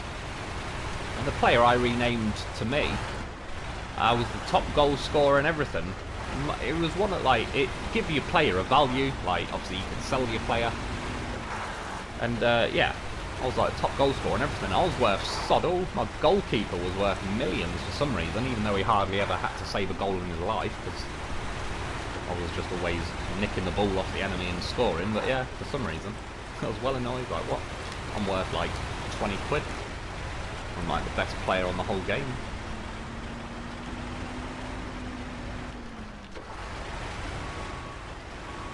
Obviously, sort of engineered to be that way, but still, that's not the point.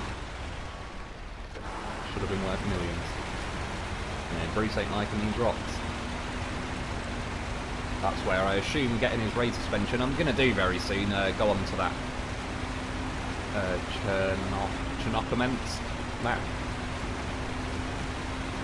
And yeah, get Bruce's suspension, get that sorted, get the exploration video done. And then I can kind of just crack on with some of the missions, huh?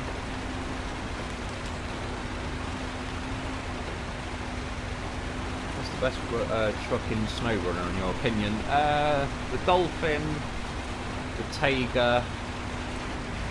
This is very good, Bruce. And that new Zix, it's going to be probably between them. As far as trucks anyway, like my favourite all-out vehicle is the Loaf. But obviously, as far as completing missions goes, like, yeah. I wouldn't... The Loaf wouldn't be my first choice to go and do this mission, for example, where I'm trying to pull oversized cargo around that. But I always take one with me, because it's just goddamn professional. It saves me data. Had Drive on PS1, yeah, that rings a bell. I think I had that. Or again, yeah, my brother had it.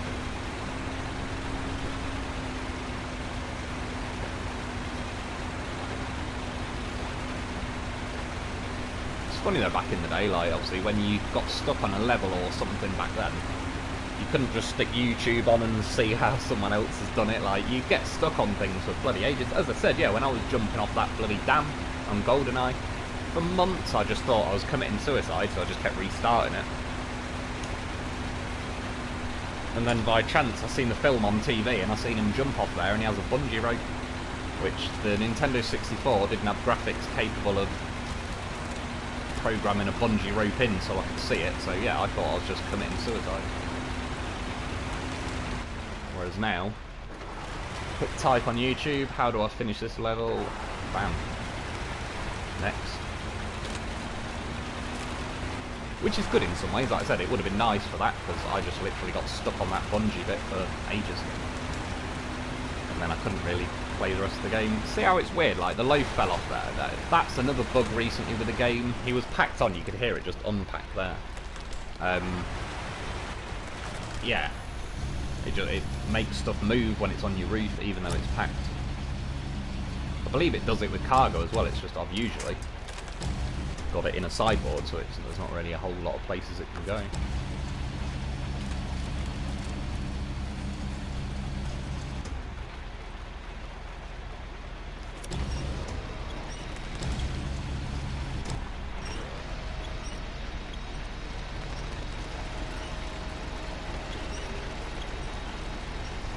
Fair. It's going to be iffy to pack because it's already leaning so much, but I'll give it a quick go. If not, tow him or something.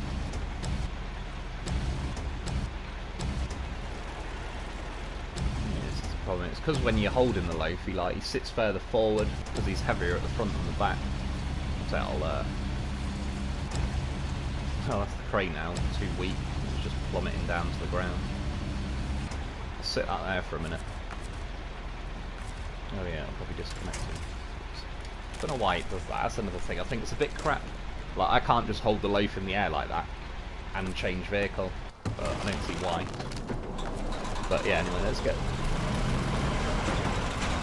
that packed on.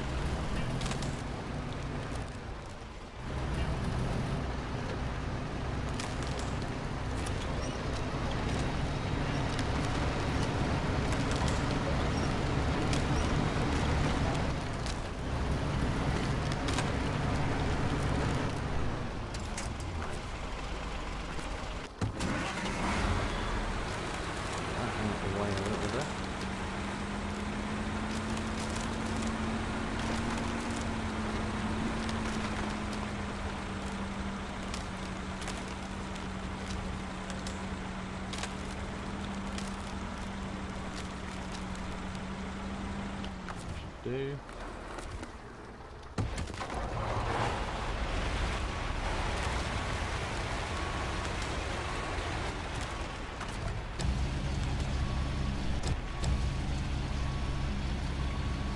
got to get a dozen Loaves. Exactly, yeah, at least a dozen. I think someone asked me the other day, I've got 40 on this playthrough. I've probably got, I don't know, somewhere around 100 Loaves between all my playthroughs.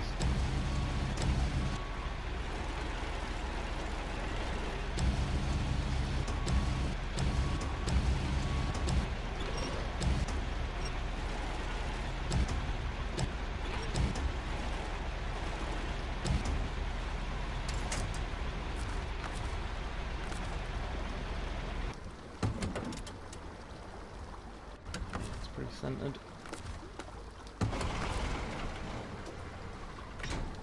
He's back. Got a bit of daylight on the go. So I'm just going to quickly like restore that crane to get them crane legs out of the way a little bit. May as well leave it here just in case that trailer does decide to be a troll again.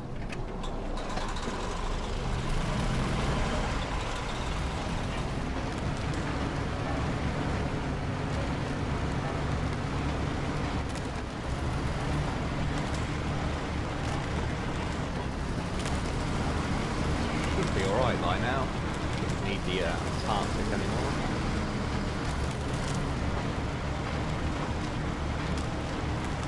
We'll do a little bit of reversing here.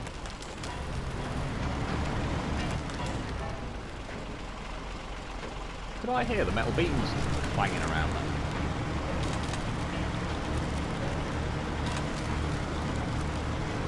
Kind of hear metal clanking together. Cat 745C. I've not used it a lot on this, to be honest. It's because it can't have a trailer. It's sort of, oh no, yeah, I don't want to go this way. I don't know, made itself less useful, and again, I think that's ridiculous that it can't have a trailer. Speaking of trailers, this one is going to try and tip me over if I reverse. Let's see if I can drive out. Problem is I don't want the trailer to tip again and disconnect cargo, which it's going to.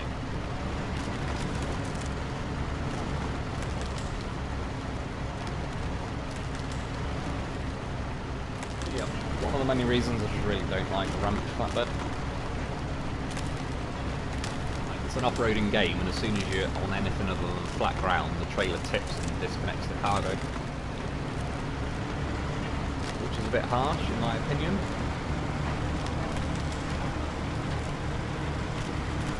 That's why it would have been nice to go the roadway, but again, because this hasn't got chained, I won't be able to get up the hill.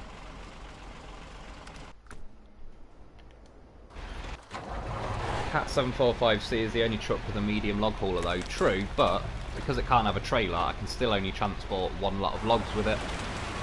And then with a trailer I can do that with any truck. So if it could have a trailer, so I could then do medium logs and a trailer full of medium logs, it'd be an extremely useful truck then, but yeah. That's to me where it like gains an advantage and then it immediately kind of loses it by not being able to have a trailer. And it's a little bit slow. I don't mind the slowness, but on certain missions it's definitely very off-road capable. It can go a lot of places pretty comfortably. But yeah, it just like there's no advantage to it because it can only take one set of logs, which just about everything can.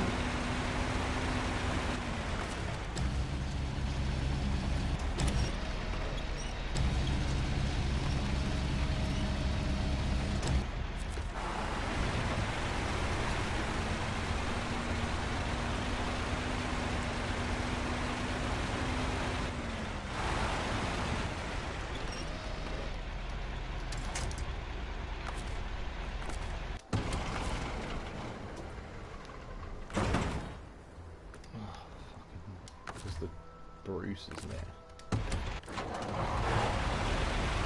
Even though it clearly wasn't in the way.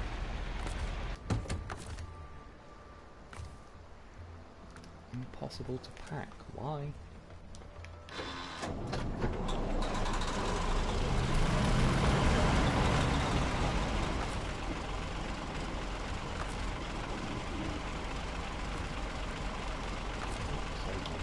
See, it's stuff like this where it's like, really game, just pack the fucking thing. Like, why did you have to program a message in saying impossible to pack?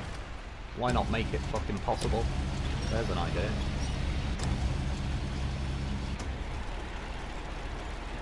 The new Bruce skin, yeah, I assume, do you get that with the Phase 2 thing? I've not bought that yet.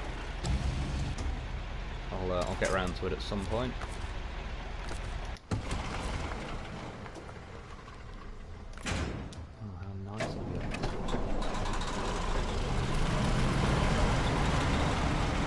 Yeah, just new trailer. Yeah, it's just a shame because Like, if it could, that'd be such a massive advantage for that vehicle and that vehicle alone. It'd make it 10 times more usable. I would have used it for a lot of missions.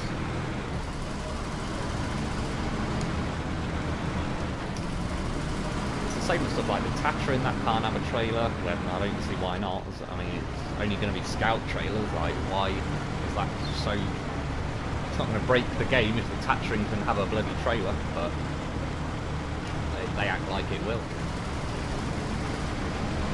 And the Yar, I believe that's another one that can't have trailers. Although someone said, and it's true, in the, I think it's the Erska River loading screen. In fact, I'll be able to show you. I don't have to load the game up, but if I go to global map, that one, there's a Yar 87 with a trailer in that picture, like the loading screen.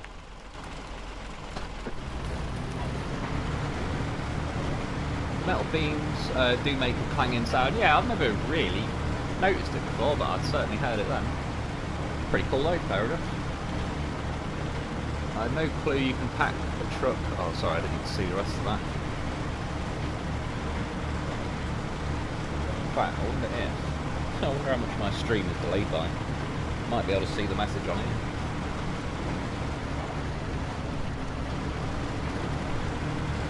Oh no, we're up to the same speed. You can pack a loaf. Are you on about packing a loaf on the roof?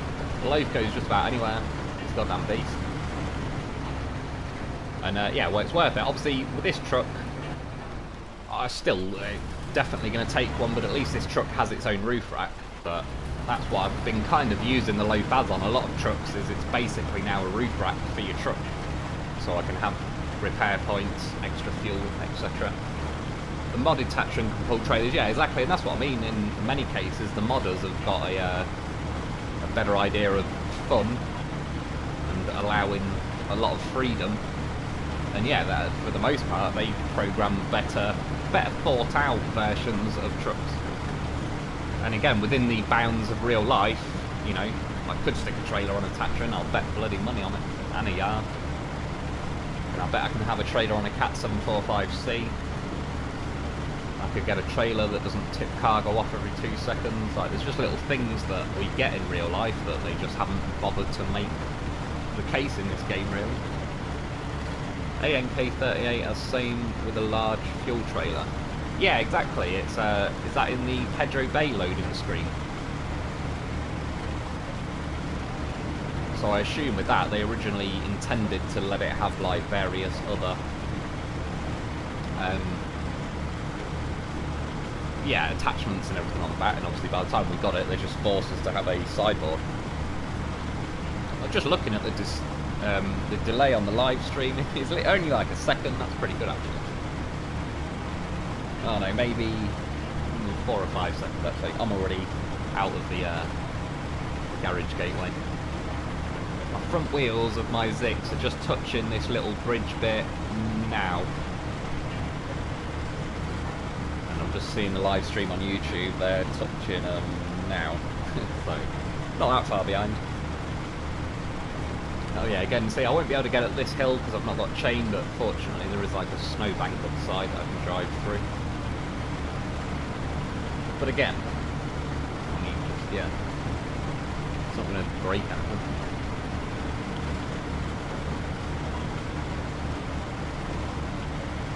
Gear changer makes a crunching sound if done wrongly, yeah.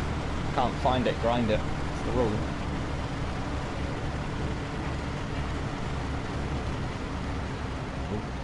Helped if I was looking what I'm doing, but where was the fun in that one? You can see, no my luck, the trailer will go whoop, it should tip over now. Just thinking about it, I can already tell. Inside the mind of that trailer. Not a good place to be.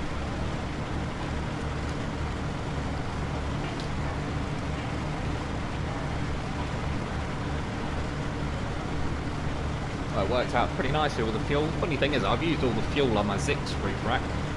So if I ran out now, I'd be screwed, but because I got the old goddamn professional with me, got another 200 litres. Just saw a console mod for trailers on the Cat, so yeah, that's what it needs. Like, it's pretty harsh on that truck, really. If I was the owner, or whatever, of Cat, I would be saying to SnowRunner, you best bloody make that thing have trailers. because he basically added our name brand vehicle and then made it one of the more useless trucks in the game because it can't have a trailer, and it's a shame because it's a beast really, the Cat 745. I've scouted White Valley and the Cat 745C and it was a piece of piss. Drove everywhere, I didn't have to use roads, I just pointed it to the next watchtower and drove forward, that was about it. It was pretty good. And it's probably not much slower than this thing really, because they're going to have the same gearboxes.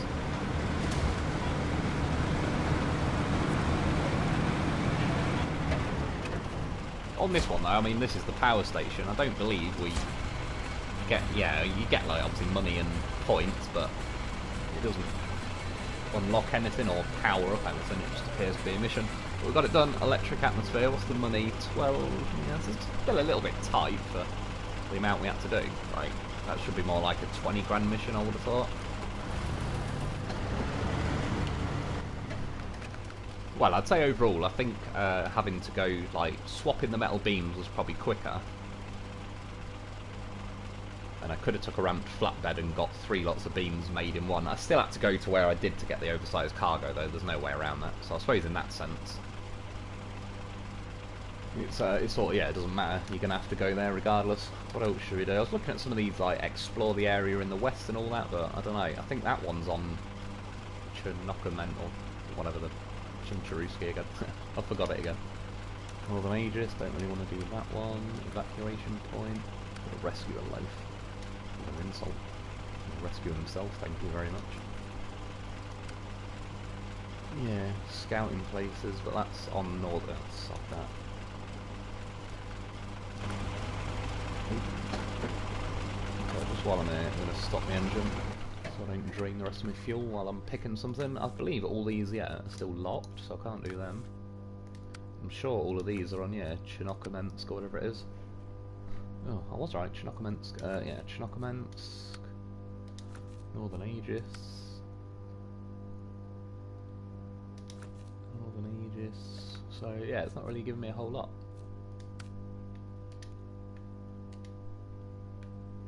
Could go and grab those things from up there, and then it says here, like afterwards, a cabin, but it doesn't tell you where the cabin is, and I know there is a cabin there, but that is for this mission. Cabin, so I don't want to nick that one. Well, let's get the mission done. It appears to be though in 2 stages. Unlucky expedition, like that's on a separate little list there, so I might have to do these first and maybe after that it'll tell me where the cabin is. So we're going to go up there, that's not too bad. Probably going to take the Tatran. Tatran is pretty good at just sort of going freestyling up that mountain. Have I still got one in the garage, or if not I'll just buy one. It's quicker usually than, but if I've got one here it's going to be in this, there he is, near the top of the list. There's another truck though, no change, like, there's a lot of bloody good trucks in this game that are absolutely just been hampered by not having chains. It's a bit of a shame.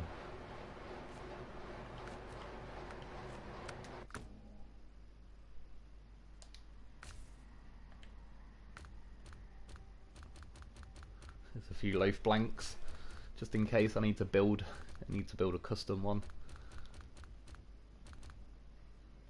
Spring red loaf.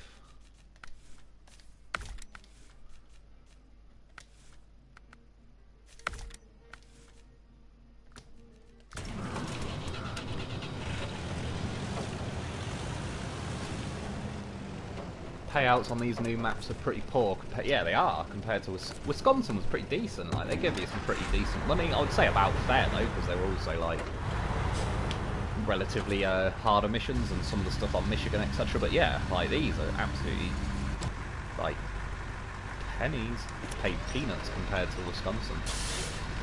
Probably even compared to like Flooded Foothills and that on Phase 2 as well.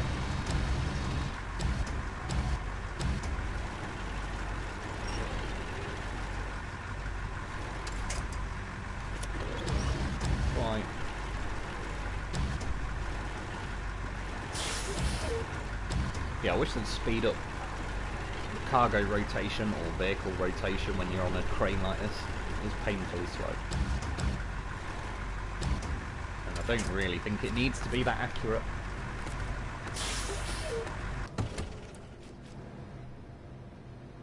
He's leaning a bit. Try and get him over to the middle a bit more. So that'll do.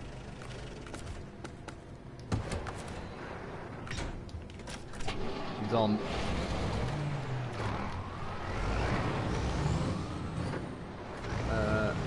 Same, is it Monkey Gaming?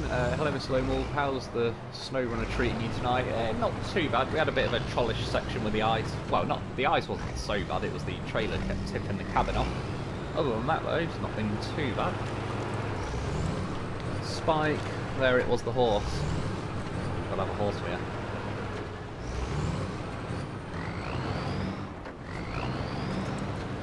Do you know, another thing I think they could do with improving on this game, which would help, is, you know how I said it makes it sound like the revs die down when you're in various situations? If they just made the engines sound like they're putting more effort in. Because I was watching an off-roading video the other day on YouTube, and even though the vehicle was going like 2 miles an hour, the guy in it was obviously like flooring it and all the rest of it, and it...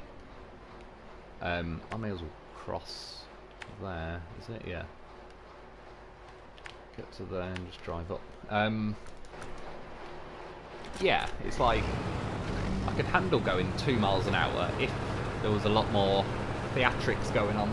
Like if the truck's absolutely driving, screaming, and there's plenty of exhaust fumes sticking out and all that. But you can hear on certain bits, like the more I get slowed down by the terrain, you suddenly hear my revs vanish.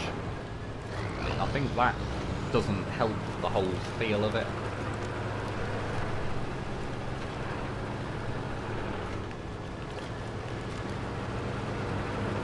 Probably trying to soft limit how many trucks people put on new maps.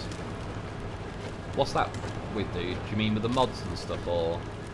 Oh god, maybe this ain't the way to go.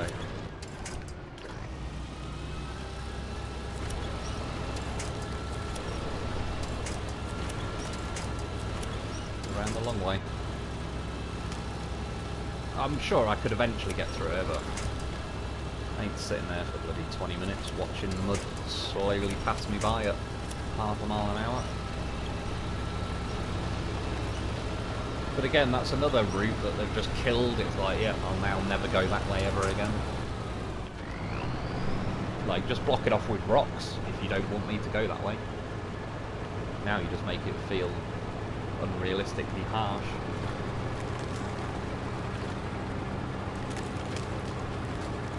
Seen that there is a super loaf coming soon. Be interesting. I'm not sure how much super he can get, but keep an eye out. Sounds pretty good to me. I mean, the loaf, that is one thing this game, they definitely got that right. Too right. Not that I'm complaining. The loaf has been a bloody lifesaver on this game.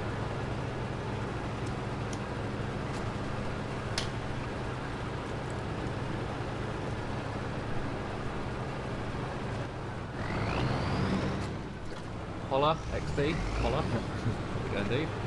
Same Monkey Gaming, damn that stick. I wasn't messing around that bit. But I kind of feel like a truck, a vehicle with just tyres everywhere on the chassis. Should be able to handle that mud section a little bit better than it was going to. But again, I mean, it's just, yeah, that's the way it's programmed. The computer says no, so that's it. It ain't happening. See, that's where Tatron can get you. Just did a 90-degree turn because I was on those rocks. The mud is more like glue. Yeah, exactly, it is. And again, I feel like unrealistically so. If they wanted to make it that bad, just make it sink more. Like, for example, oh, that's close. If I sank to, like, say those roof lights above my head, I'd be like, yeah, okay, mud that deep's probably going to mess me up. But when it's like barely up to the rims of the tyres and you still get stuck, that's, yeah, over the top.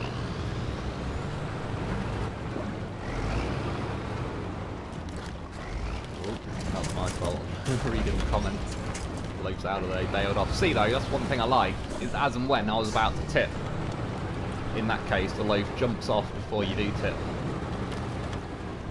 I don't know, I may as well go down to the beach anyway. I'm about to go that way, I'll just tow him behind me. What the heck is a loaf? I read loaf, but I was like, oh, it must mean loaf. Christ, at this rate, I'm going to need a loaf to tow me off the bloody beach. And in this setup, I just couldn't be bothered switching it around, but I've got the autonomous winch on the Tatran. And the advanced winch on the loaf. I ain't going to be able to tow him backwards.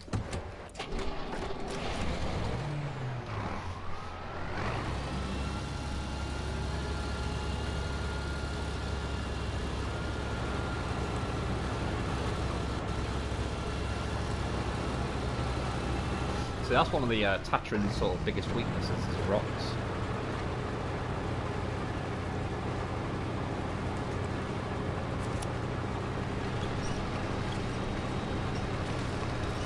We'll go around this way. I've always had a front plane flip when you stop back there. It was close. It was leaning.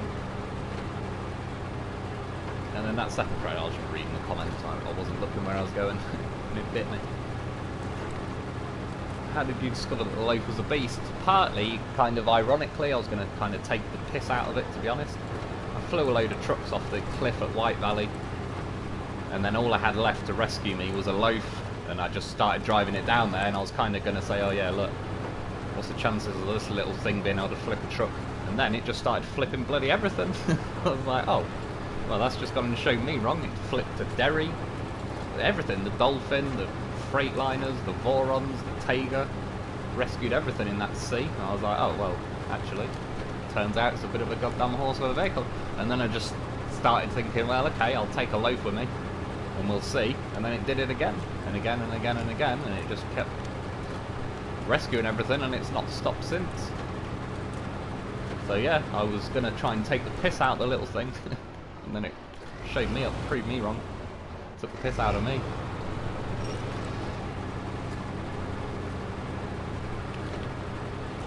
Isn't it like 4 in the morning in the UK? What is it at the minute? Yeah, 20 past 4. Perfect time for a bit of SnowRunner. Yeah, I have well, I sort of get insomnia and that, so I've got a bit of an odd sleeping pattern.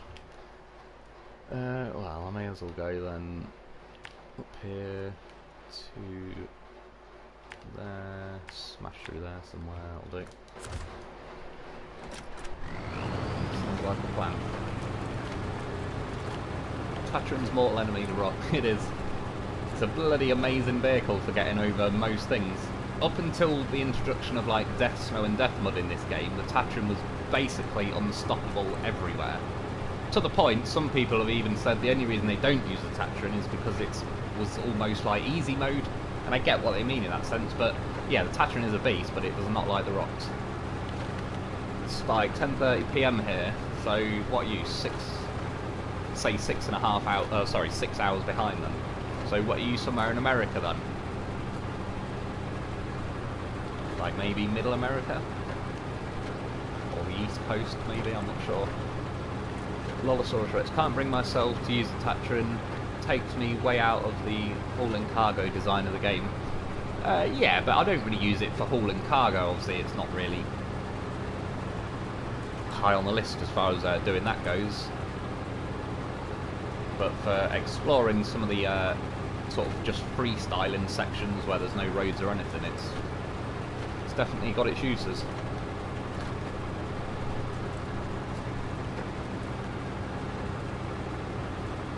I suppose really doesn't already give it the option to haul cargo because yeah, it can't even have a trailer.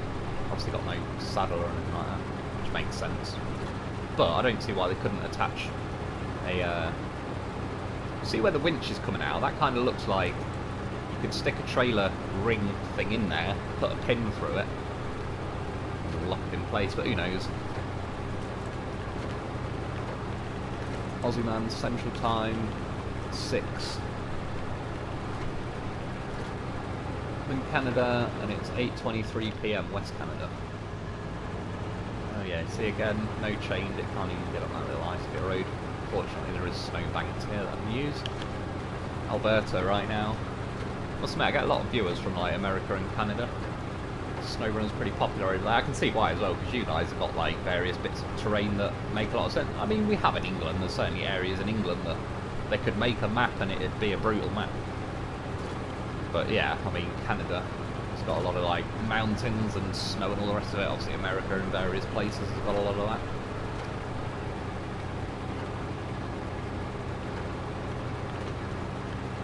I've been using the JVE Tatron as my scout. Yeah, I don't blame you, it's a very solid mod. You ain't gonna get stuck in a lot of places with that.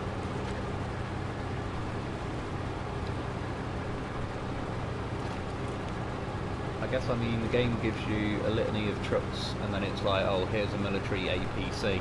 Yeah, true. But I will say, overall, I'd rather have it than not have it. But I don't use it a hell of a lot myself. I've probably used it almost more in this last phase 4 than I have in all the other 3 phases put together.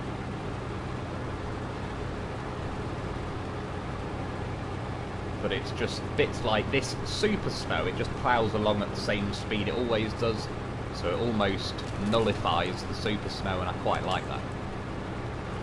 Because there's times where I just can't, I'm bored of super snow.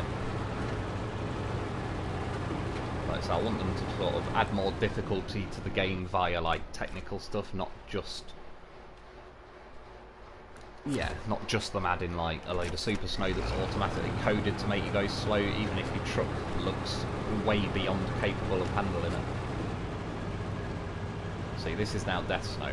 Tatron don't like that. But I came through here, this was the shortcut, in inverted commas, that I used and brought the dolphin through, and the dolphin got stuck like all the way through here as well, pretty much. Ironically, you get off the road, it goes back to super snow. I was turning right the entire time. Yeah, and then it'll free it'll sort of go smoother again.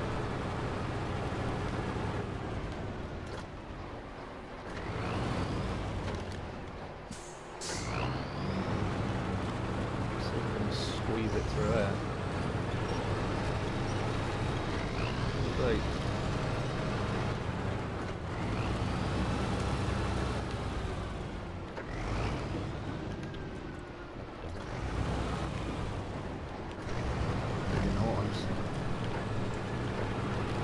Try Manitoba, we get lots of snow. I've heard of Manitoba, I have no idea where it is to be honest, but... well, I assume in Canada, I think. I just don't know whereabouts. I want to see more desert maps. Yeah, I think desert maps would be pretty cool. Oh yeah, I'm going to have to... so if I need to rescue that and also a trailer, how does it plan on me getting the trailer? I mean, again, thankfully I've got a loaf with me, so I can kind of grab the trailer with that, but I assume... yeah, I can't drive the Yara or anything to just connect it up to that. Oh, then again, yeah, the Yara, they can have trailers anyway. Sorry, Loaf, trying to run over his face a bit there.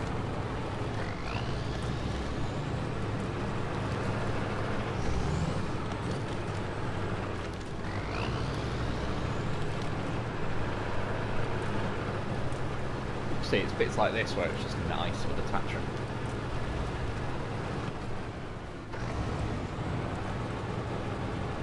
Ah, it's got a cabin on it. Okay, that makes a lot more sense. That'll be why it wasn't telling me where the cabin was.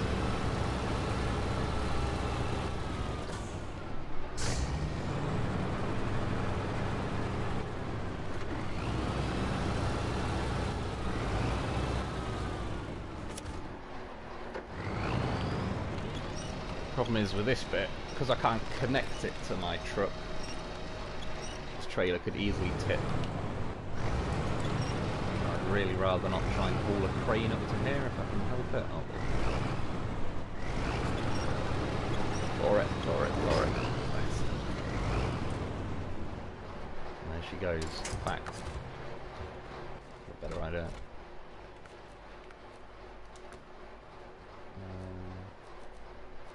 Will it let me reset it from here? No, but I should be able to drive to this square down here and do it.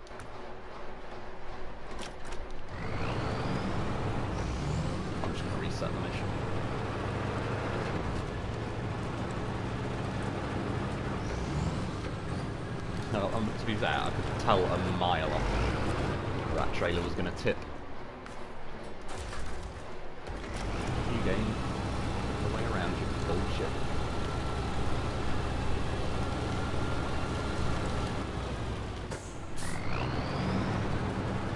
Well, then in that case, I might as well take the loaf and just attach it to the back of that. It might add a little bit more stability.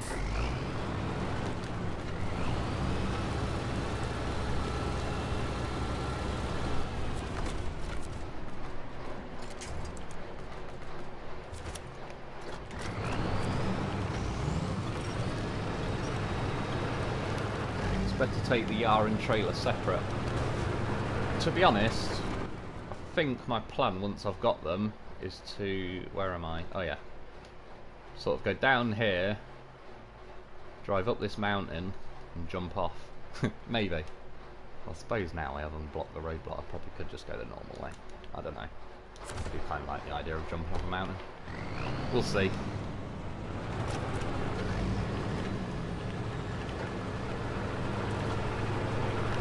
Manitoba is the first of 3 prairie provinces between Ontario to the east. Hey look, and now I've got a free cabin. What a bargain.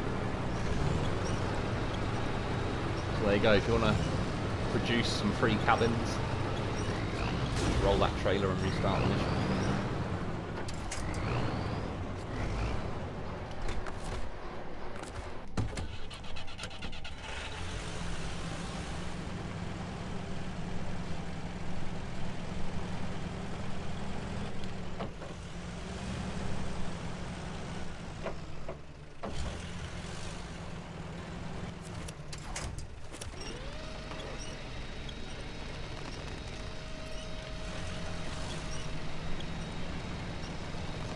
Look, the trailer should probably attach even from there on the loaf. See what I mean? It just yanks it forward, like, you get on that goddamn hitch, boy. Loaf ain't got time for none of them games. Everything else though, you've got to get it to like within an inch, otherwise it's like, no, can't attach trailer. I lost that cabin in the exact same spot, just pushed it up and over and rolled it. Yeah, don't blame me, that's a pretty good way to get around it. I'm hoping it's now actually attached to the loaf, it shouldn't be able to flop around as easily. But, because I'm in the Tatran and I'm going to have a winch from that to the loaf, it can still, yeah, it could still go not amazingly. I don't know if this is the worst reversion job I've ever done. I'm trying to get it there, on the peak. In fact, I'm just going to drive the loaf near it.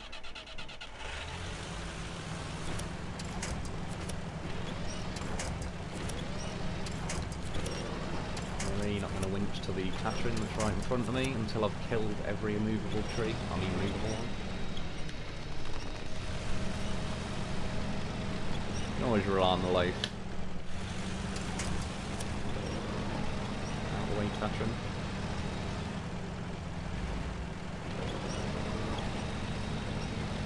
Oh yeah, should probably turn the engine on. That helped. It just literally did a winch point through the Tatran.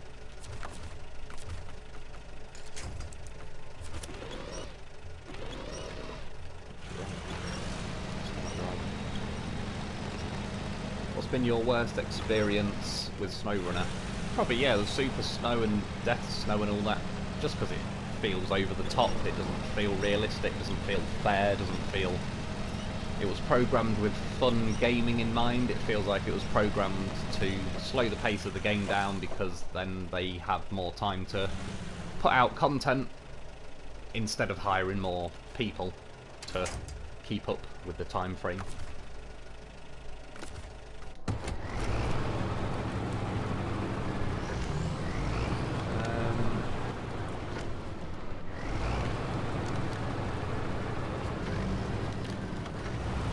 It's the way it sort of makes it a pain though, because if I could have a trailer with the Tatran, I could attach that thing to the Tatran and then winch this yard behind it and get it all done in one. But I'm kind of going to have to, well, if I winch this yard, I now can't winch to the loaf. Let's just get his trailer down here a bit.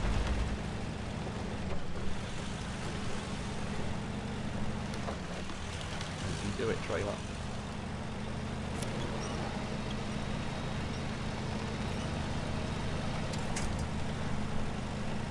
I mean, I could do it with a loaf, but because there is super snow and everything, it's just going to make it all go pretty slow. Like so. I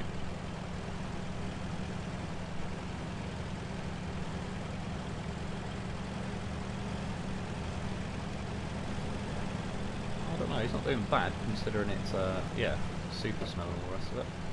Oh no, that bush. Those bushes are the worst. They slow you down more than, like, trees. I got, what truck? The HX520 stuck on one of them bushes the other day. Could I get off? No. Ever since the Yukon maps, yeah, they went a bit over the top on them as well, which is a shame. I actually really enjoyed those maps at the start until I realised just how many times I was hitting super snow and all that on super mud, and it just, yeah, it just becomes boring then, because like I said, going 2 miles an hour for hours is like, there's nothing going on, I'm just squeezing the trigger, and that's it. I don't mind it in little patches, but they've definitely, and it had it in little patches on some of the base maps, but yeah, they just went well over the top.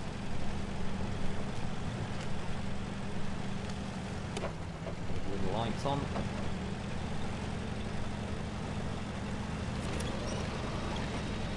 Think about it, trailer. I was trying to do a winch point from the trailer. Well, I'm not restarting the mission again. Look at it. Just to rub it in. As far as I mean, keep rolling, roll to the fucking mission if you want. No, where's my Tatrin? Yeah, that's the one. Oh crap.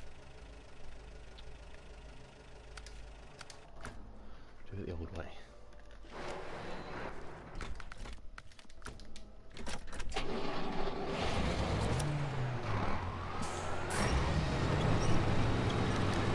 Yeah, I might just leave that trailer for now. I'll do most of the mission, but I don't know. Well, I couldn't go and bring a crane back and rescue it. I just don't know if I can really be arsed.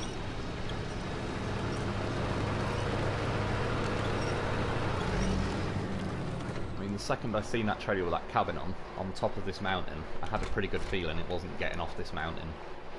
Still attached on that trailer. Oh yeah, I may as well. Leave this here. Or the trailer anyway.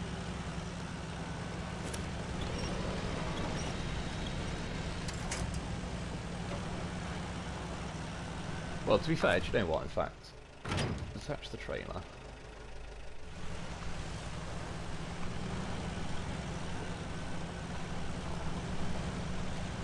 Get out of the way a little bit.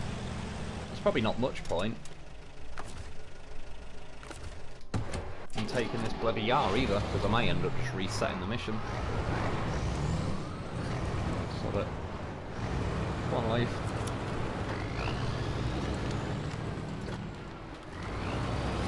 What I probably am going to do though is jump off the mountain, because I feel like it now.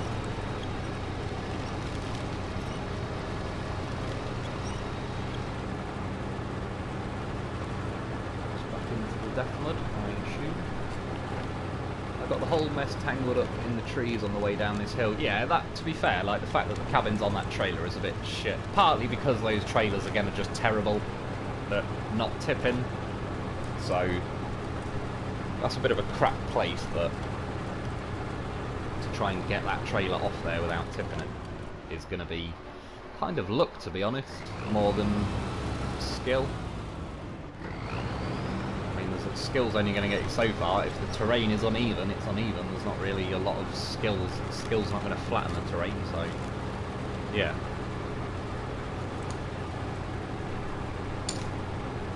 I'll go back there sometime with, well, I don't know, something with a crane maybe, and just haul the thing off that way. Like I said, to be fair, the as I can't attach a trailer to this Tatrin anyway, it sort of makes the whole mission a bit redundant, because I'll have to do it in 2 runs. Could do with bringing something that can have a scout trailer.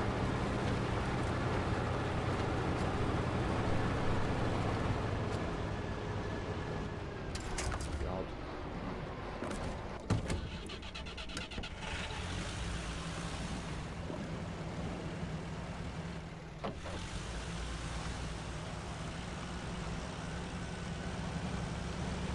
mean, at least I have got the option of chained on the loaf. But I definitely prefer the mods. The chained, the loaf chains, they're not a very good version of them.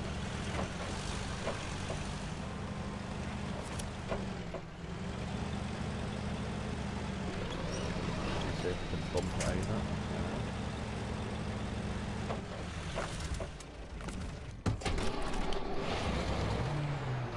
Will it let me grab onto it? It is, but nah, ain't even moving. I say the loaf's gonna have zero grip on the road, so he's not gonna offer a lot of resistance.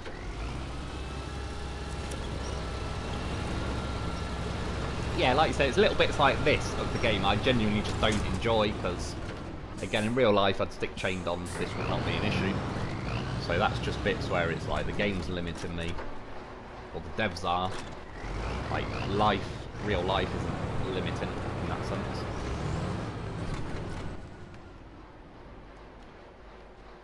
So I'm going up there. Gonna go for a jump. Not for any reason in particular, but if that mission's going to be a dip, then yeah, I'm not going to sit there and fuck around with that all night. Well, not on live stream anyway. I'll suffer that one at some point in my own time. Maybe I'll make a video on it, I don't know. Depends what the results look like.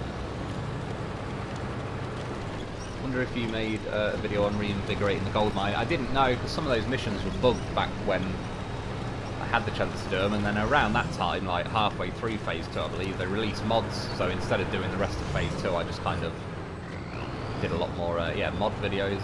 I do need to go back and do those Yukon ones at some point.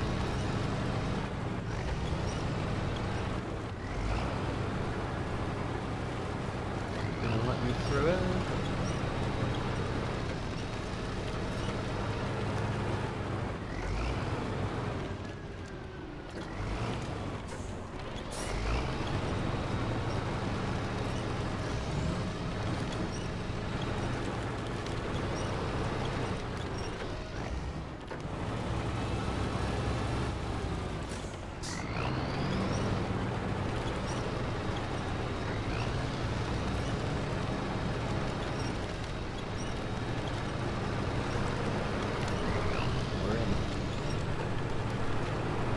Out the 6.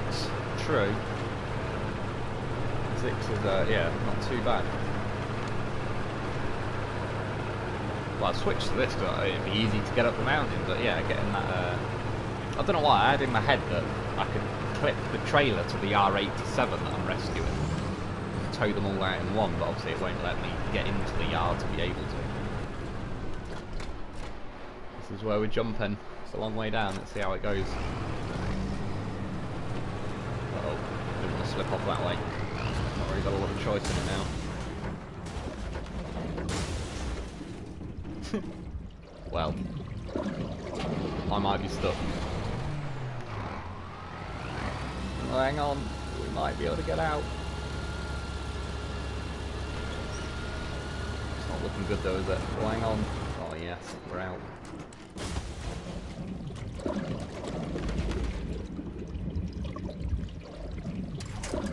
Nailed it. Again, normally I would have the autonomous in this case on the loaf, but I already had it on the Tatran, so I wanted one with a advanced.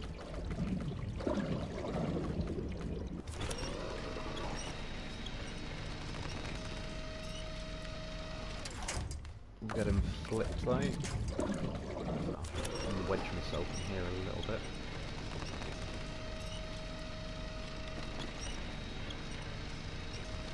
Stuck on. Might be hooked on one of the branches, maybe. Let's try. There's an immovable tree.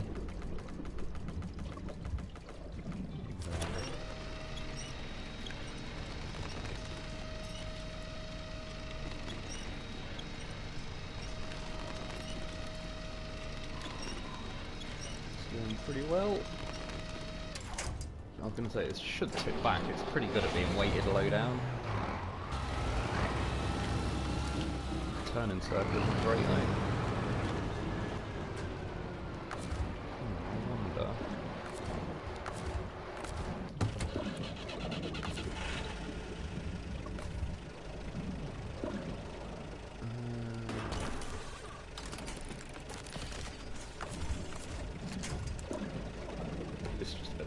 now, to be honest. I will look at doing another mission in a minute. Just needed a bit of messing around time. What's that? That was the immovable. Yeah, let's tip off to the side. Fair enough, we went. I was going to try and reverse the loaf up onto the roof, but I think it was caught on the branch from the front. It wasn't really just driving straight.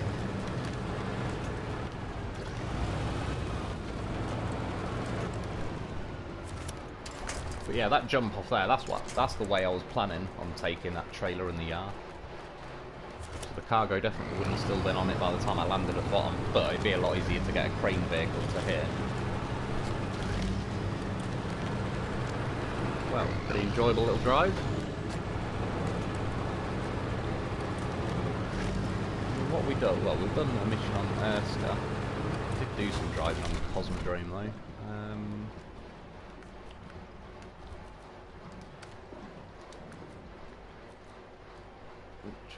Let's have a look on what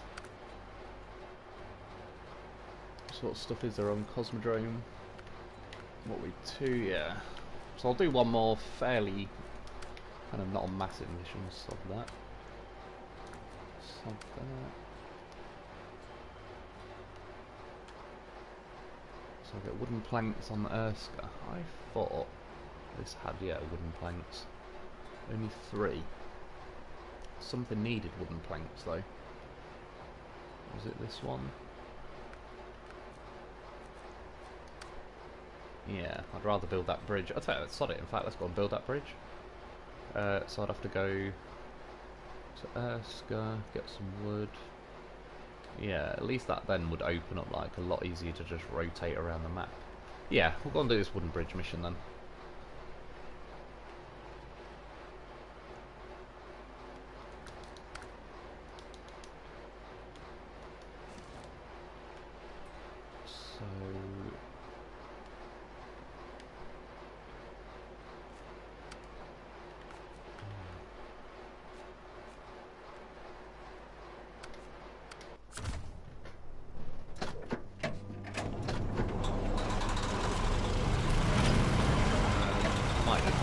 To be honest, and travel that way.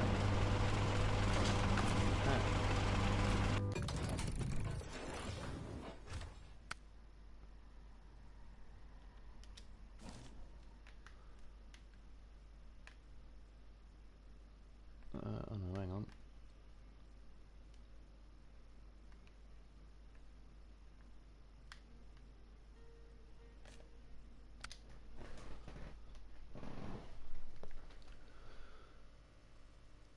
The loaf just cushioned you from slipping backwards down the hill. Yeah, he acts like a bit like a reversing brake, as in like he sort of goes sideways and wedges under your truck. It has actually genuinely helped me quite a few times when I'm reversing like on mountainous sections.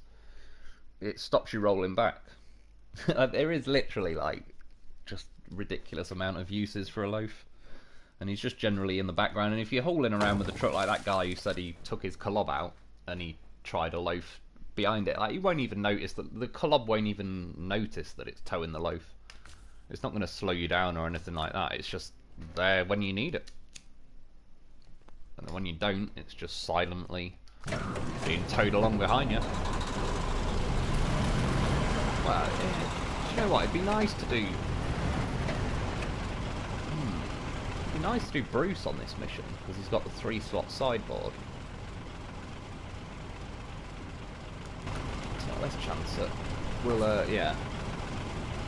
I was going to use the Zix. It's not that I'm against using the Zix. It's just that I've already used the Zix quite a bit. This would be a good chance to show Bruce's yeah, new 3-slot. Again though, it sort of ruins it because then you can't take a trailer when you've got that on.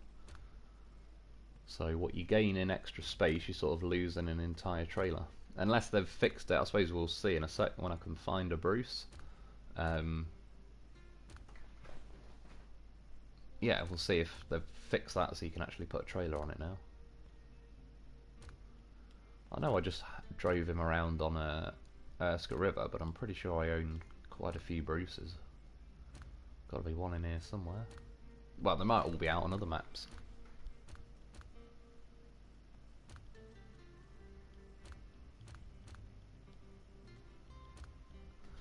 John, tuna, another tuna. The bandit. See how long it was since I used that.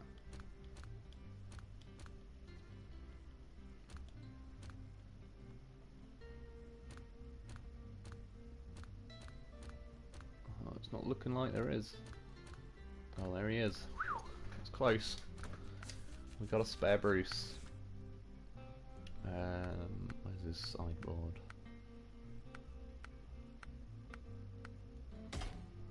It's the one. Yeah, I don't need anything else. Well,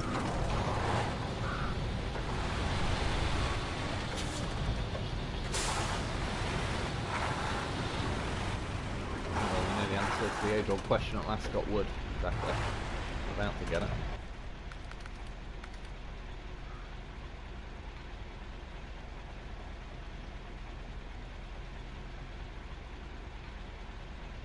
So I mean, this is more like a prime example of like sticking a loaf on the roof because I've got no roof rack or anything on Bruce.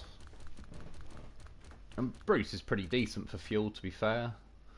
It was one seriously ugly colour. Running out of paint schemes to differentiate the loaves. Splats into a wall. Because he's got obviously no chain and this garage is kind of slippy. Yeah, like, say, putting a loaf on the roof of Bruce, it just now basically means I've got a roof rack on my truck.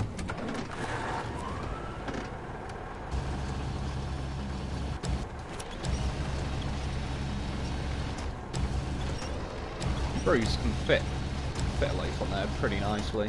You can get it on the Dolphin, you've got to be pretty precise with the Dolphin to actually get it on there, but it's doable. Yeah, Bruce ain't too bad. Zix, that's like been the easiest really to stick the loaf on. Rotate, man. That's the problem, is as your cargo swings around, it can rotate itself quicker than you can correct it. Like, it could speed up a little bit.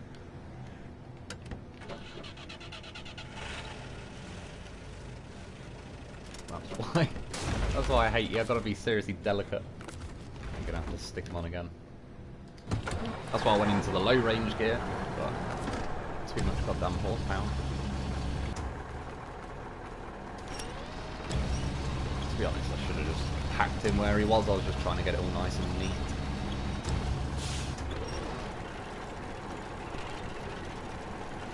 Did you ever play Road Rash, the bike game? Yeah, man. I was talking about that earlier on the old Sega Mega Drive.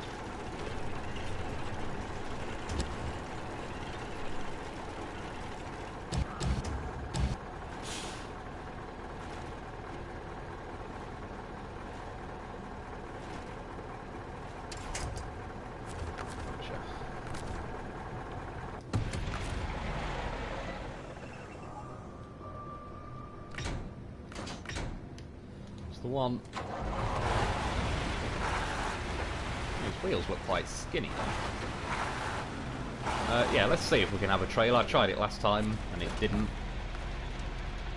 Nope. No, none of them.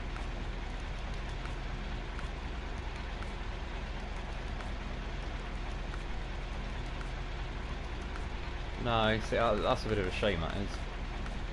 Especially if you look at trailers like that, there's clearly more than enough length on the trailer hitch and everything. To be fair, even on that, there's about the same gap left that there was on the Zix, so there's no reason this shouldn't be able to have a trailer. It's just, again, there's not... I don't know. Yeah, this is an extremely good game, but there's a lot of small ways which the devs really don't help their own cause, as far as, like, winning over the people. There's a lot of stuff they could do very easily, but they just don't. Steezy, is that a bug? What's that, dude? You know, about a loaf on the roof or trailer?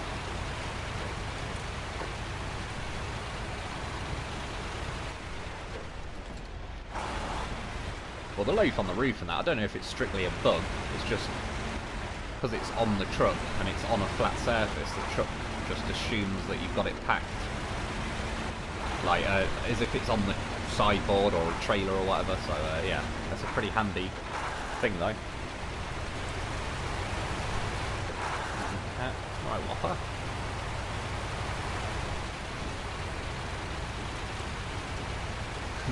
Watch out, you have a loaf on the roof. You killed him. Gotta have a loaf on the roof. But yeah, like I said, basically, he just sits on the roof. He isn't really going to make any difference to how fast I can travel and all the rest of it, but I've just got a spare 200 litres of fuel, 300 repair points, and 4 spare tyres, so it means I've got a lot more chances to get the mission done with Bruce. And worst case, if I rolled Bruce now, I can probably get Loaf back on his wheels. To be fair, I didn't look, but I should have put a autonomous, really, on the Loaf, because then worst case, if I rolled both of them, I can still get the Loaf out of there. But he mostly lands on his wheels anyway, so I should be able to get away with it.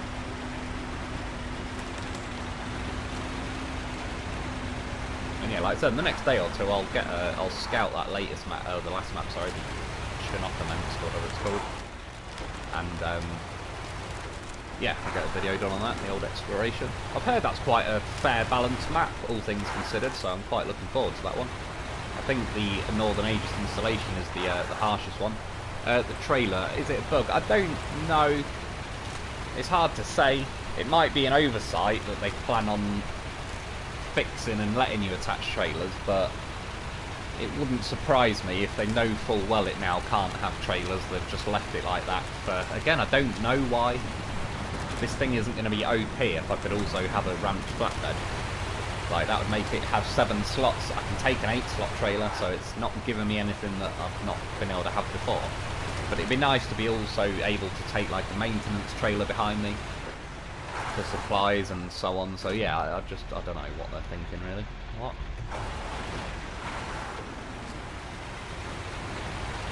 Why is that asking me to go there? Oh, knee deep. Why is it on that mission?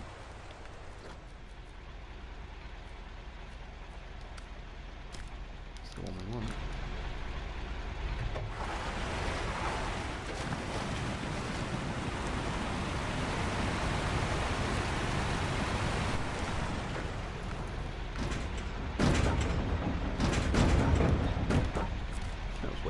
Made me pack one of them once and close the menu, but then the rest of it let me pack them just one after the other. I saw a video mentioning the Azov 720 to have active suspension.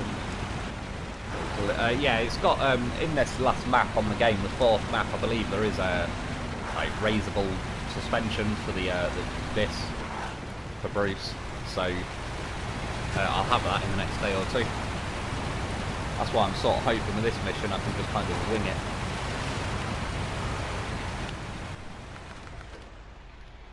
And essentially I'm going to be driving along most of the same road, but then I'm going to cut up here and yeah, get that bridge built.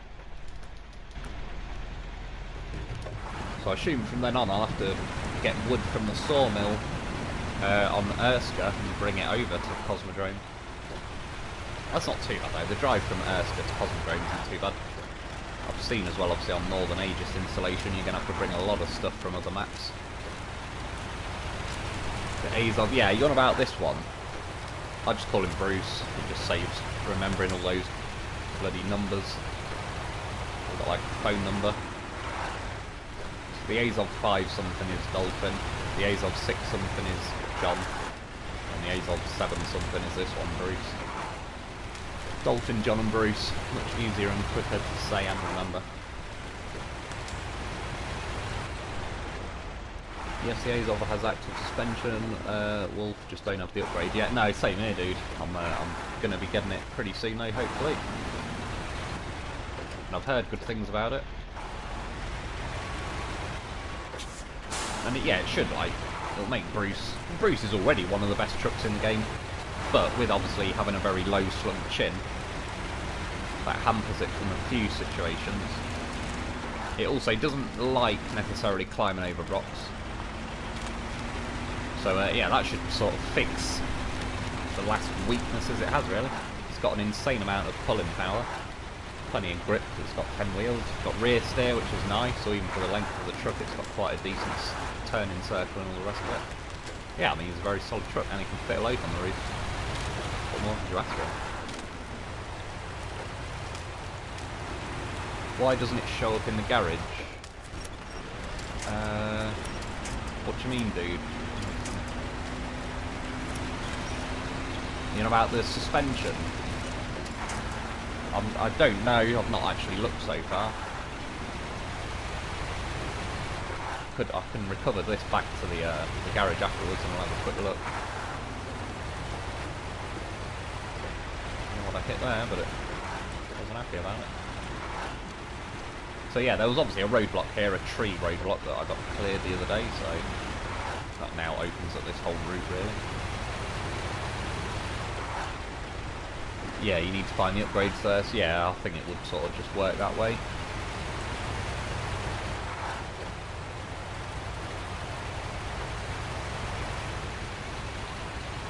Make it show up on the map.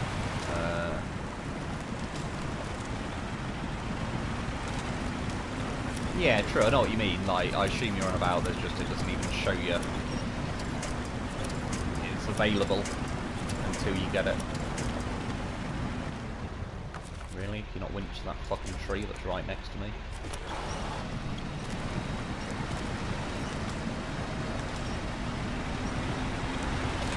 I mean, hopefully they sort of program that ice back to how it was a month or two ago, where it didn't catch on you as much. It was like that when they first brought the Phase 1 out, actually, wasn't it? Lake Cobham. But yeah, they did fix it at some point. And it felt a lot better.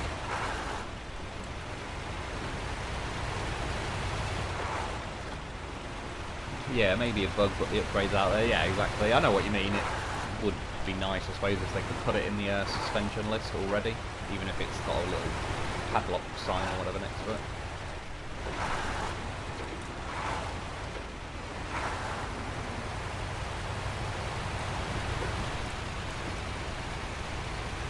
Wayne Brown, use on the truck you want.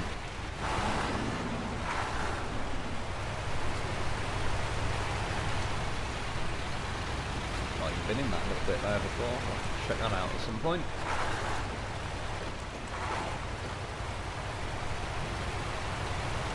So yeah, maybe on next week's live stream I could do like on these maps again, but I can do my modded playthrough. So everyone check out how I'll get a load of the sort of best mods I've tested and see how they handle this map. Obviously that new Derry, Fox's mod Derry, that'll be pretty... Well, I've already tried it out, to be honest, on these maps. Yeah, it's very good. Well worth getting.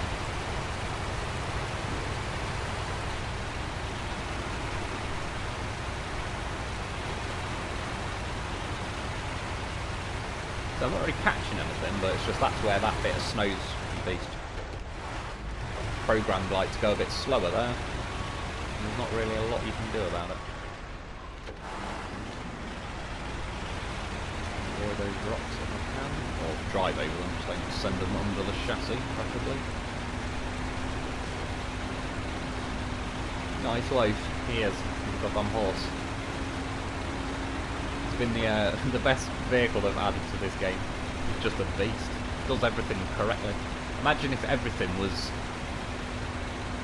programmed as well, relatively speaking, as the Loaf. But like now, imagine it for a Bruce-sized truck. This game would be bloody brilliant.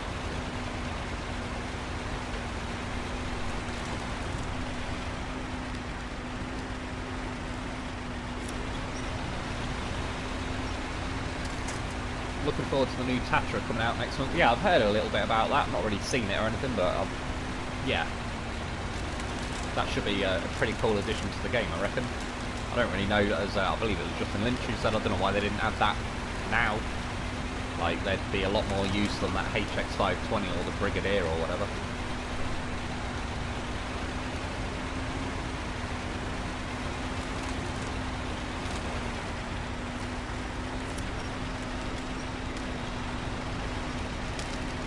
Yeah, I mean, having the raised suspension on this is definitely going to stop a lot of this kind of stuff where his chin is just digging in, and not a lot I can do about it. To be fair, he's ploughing through there pretty well, because I've been through this bit in quite a few vehicles and it goes pretty slow regardless. The Zix was slow, the Tatron was slow, the Dolphin was slow, so it's not really suffering any more than all the rest. Rhino Club mod is awesome on these maps. Yeah, a few people have said that, so that's looking like I'm pretty sure I've got that mod. The Azov Iceberg, I should imagine, that eats this map for breakfast most likely. The Twice Twin Steer is probably pretty decent. Yeah, the JB Tatron. That Mustang, those ones, that might be alright. I'm sure those, what's it called, like the Azov Bear and the Bobbit, and what was the other one, the Barbos or something, they probably handle it quite well because they've got quite big tyres for sort of just rolling over a lot of the deeper snow and mud.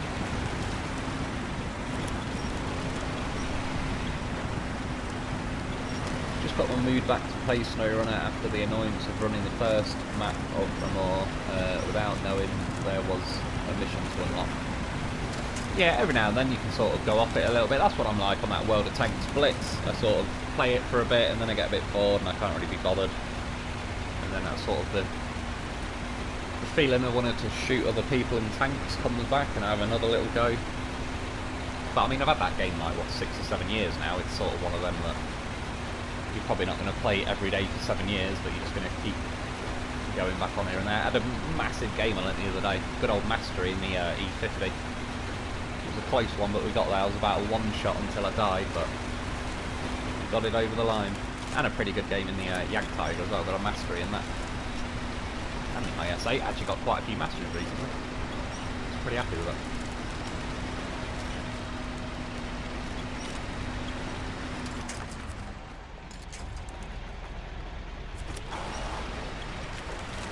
Iceberg is also good, especially through the deep ice. Yeah, that's like the Iceberg is just a very enjoyable truck to drive. That's one of my favourite, if not my favourite mods so far, to be honest. It's just a beast. Like, it's just enjoyable to go roaming around your maps and not have to be forced to go this slow everywhere. It's just like, it might be fair enough OP in terms of like it wouldn't leave much challenge to the game if you use that, but again, I'm not necessarily doing missions in the Iceberg. I just like roaming around the maps, enjoying the views, enjoying the drive, enjoying the terrain and all that.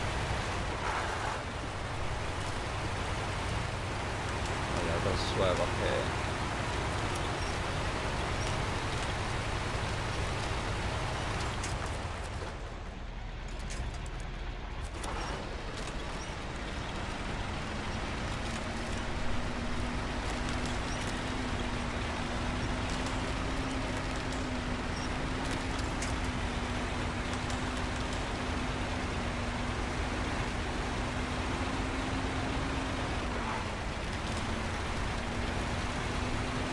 Have you unlocked the warehouse in Chinookament? No, I've not even been on. Well, I went through the gateway just so it highlighted it up on my game, but I've not drove forward, not done anything on that map so far.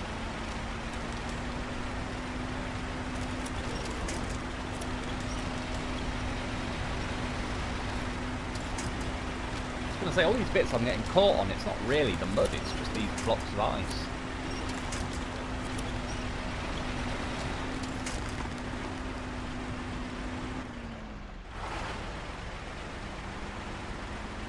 I don't know, because this bumper wouldn't get caught in that tiny little bit. Yeah, it's some ice that I'm locked on.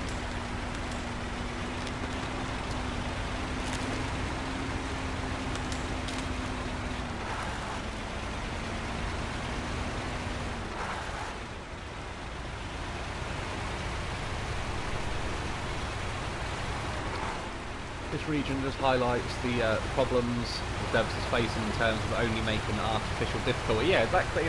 Like, they need to up their game on actual difficulty, and yeah, making you pay attention, all the rest of it. Like, Super Snow and that is just the lazy version of difficulty, and I don't even really consider it difficult, it's just annoying. So I can fully, like, some people have said, yeah, I'm just doing this with mods, like, stop doing it with the base games, and I don't blame them, because it's getting boring with the base game trucks, because it's purposely been made to just make them go 1 mile an hour. And like I said, yeah, there's only so long 1 mile an hour is fun. I don't mind it in little bits, in little sections, but when that's their main way of slowing a map down, it's yeah. And like I said, I think they partly do it because they were falling behind on the speed they were getting the DLC out, so they were just like, right, make the map slower to sort of keep everyone busier for longer, but they went over the top with it. They got too greedy on like, oh, let's buy ourselves some more time, make it even worse and even worse and even worse, and yeah.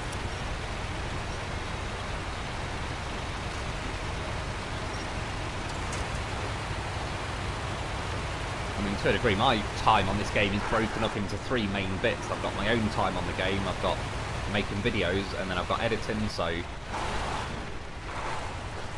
the amount of time I play this game, I'm doing a lot of it for like videos and stuff, but if I wasn't making videos and I was just playing this game, like, yeah, I'd probably be bored of it by now. There's no other way to say it, because yeah, eventually the Super Snow and all that is just going to get old, and it's going to put me off.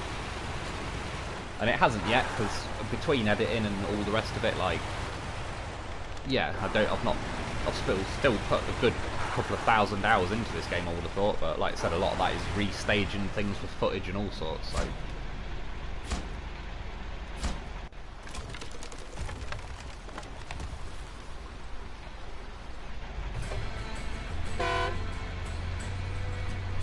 Again, pretty stingy on the money, but at least you actually get a bridge for that, so. Swap over. Fancy. Oh, it's OG loaf. It's my first loaf I ever got. That damn horse. He was the one. Oh yeah. Makes cutting across that section a hell of a lot easier. It's that bridge. Got damn liar. That railway bridge, as you can see in the distance.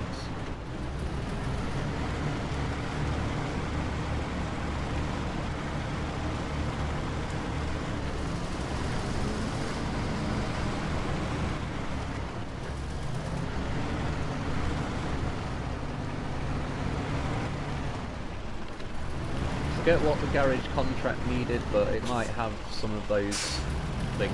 It's right by the garage, pretty much. What's that one, dude? Is that on the latest map?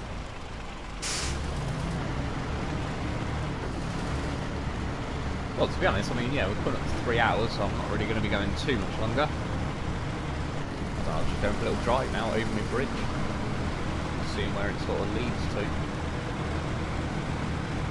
Super smooth. How does the Taiga fare on this map? I don't know actually. Do you know what? I'll stop that there because I'm not really going anywhere in particular. I'm going to change back to the aids of because I just want to see the. That dude was saying like you can't see the suspension thing in the garage. We'll just have a quick look. Ooh. Yeah. Oh no, there it is. It's there now. Active. Yeah. Explore Amur, Russia, to find this item. So they have added it now. But yeah, it's still locked for me. Where is my Taiga? Should have one reasonably high up the list.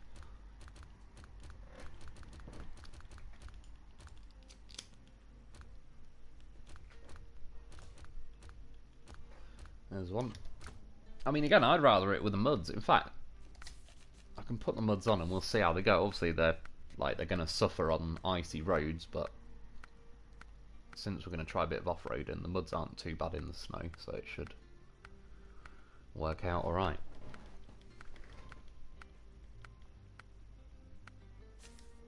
Oh wait, hang on, not the need the full-size ones. You give me every inch. That's what she said.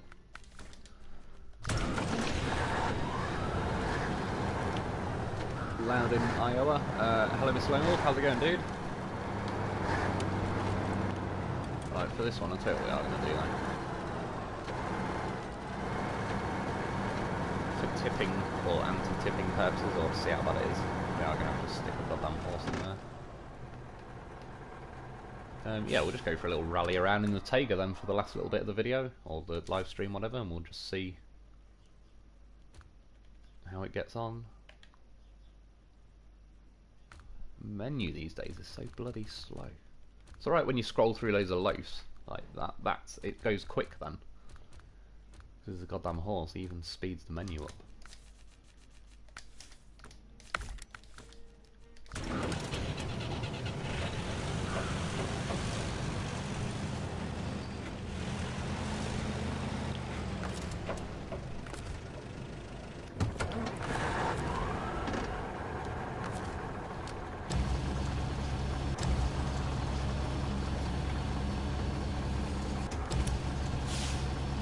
Can this even lift it? Barely. I mean, this is how sad it is with the cranes. Like, this crane can't even lift a loaf unless it's fully retracted near enough. It's pretty stupid. Get in there, boy. No shenanigans. He's in. Bit wonky, but it'll do. Let's get a bit more daylight. Where should we go for a little drive? Let's have a look. I've already kept going down that road. So let's go back, say, this way and roughly to where we originally scouted. We'll just generally head along here and see how it does.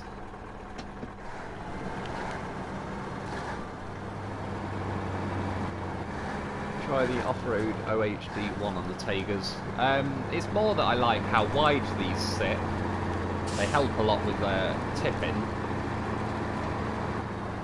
I mean, yeah, you can see understeering there because it's on this sort of black ice road.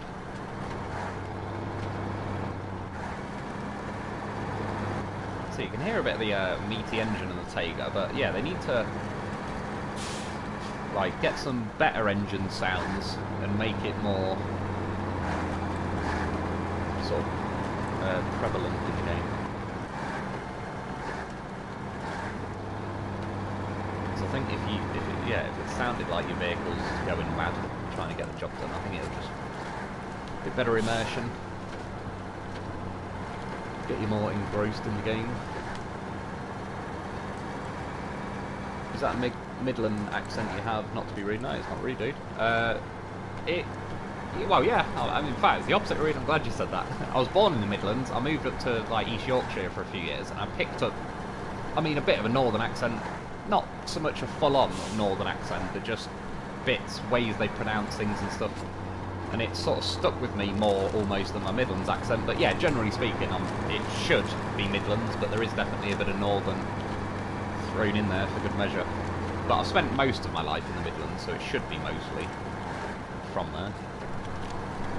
But it was quite an impressionable time of my life up in the East Midlands, like in my early teenage years, so I was just surrounded by people at school that talked northern.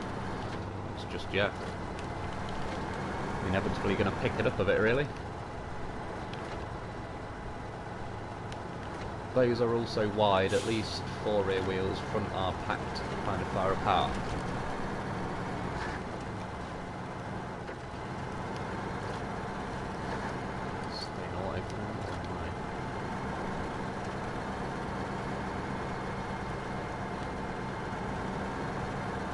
Too bad, at least because we're going uphill as well.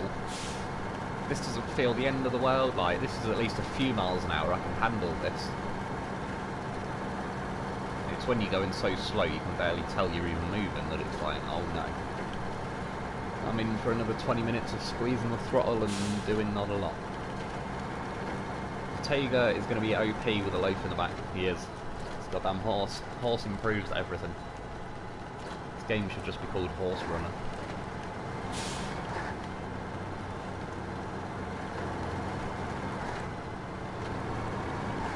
Well, they keep adding Super Snow and everything. They want to change the name to Snow Walker because there ain't no fucking running. It's a dream to travel at running speeds. The engines sound very flat. Yeah, they do. They could definitely, like, I mean, yeah, maybe not quite a full-on like lazy American V8 muscle car sound, but you know what I mean. We wouldn't complain if the thing was just sounding there like when it's on tick over, and then you floor it and it sounds like a bloody drag car. At least it'd make it pretty entertaining. What's the Jeff Special rating for those mud tyres? I believe... Oh no, I've not been able to Jeff Special the Tager. I believe Jeff did on the PC. but I wasn't able to do it because generally on the PS4 you need to turn your diffs off, and preferably the all-wheel drive as well. So a lot of American trucks can Jeff Special, I suppose not so many Russian ones, because a lot of them are sort of diffs always on, which is sort of better overall for actual driving in the game. But yeah, like that Brigadier, that does the Jeff Special, the Royal, yeah, a lot of that sort of stuff really. Oh, that HX520 and the Cat, I believe I've already tried it, but yeah, they should be able to do the Jeff Special.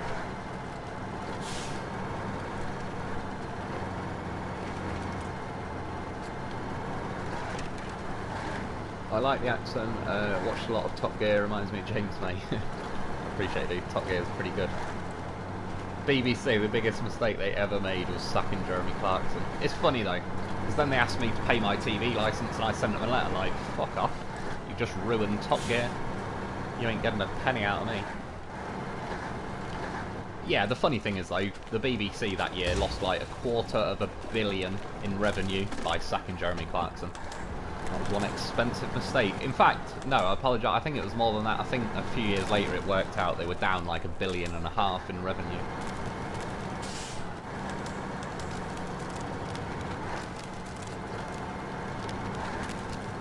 But yeah, James, I like James, mate. He's one of them people I could sit and talk to someone like that for hours. I know they portray him as very boring on Top Gear, because Clarkson's that sort of person, but he's, yeah, pretty funny, I think. I doubt I can get up here, because I've got the muds, but I just wanted to see.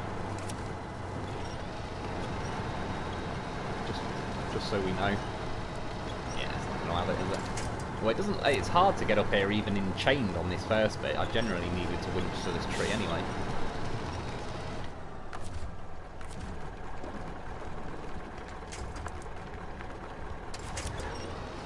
Gotcha, bitch.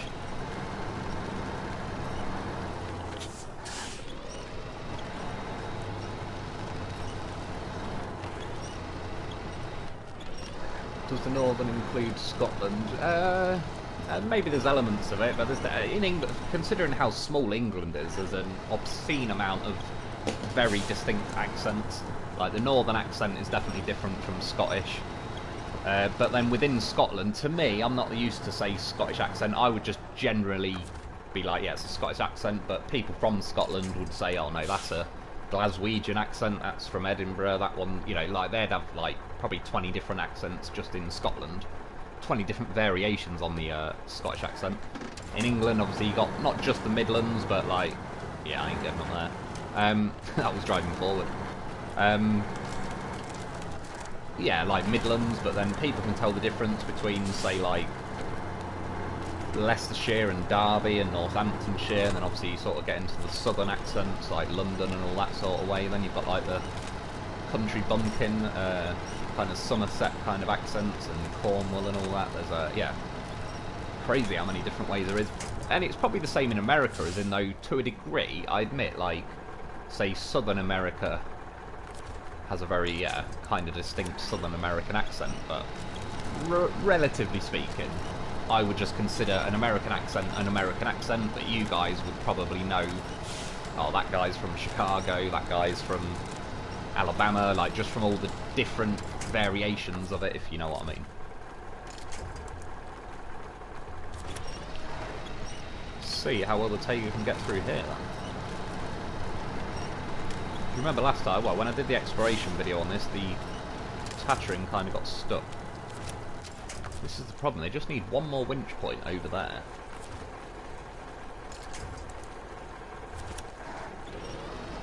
Hopefully that starts pulling the back end to the left and I can send my front to the right. And yeah, the Loaf had to rescue the Tatrin from it. One of the many ways, he's a goddamn beast. Nah, I think it's going to catch the front bumper.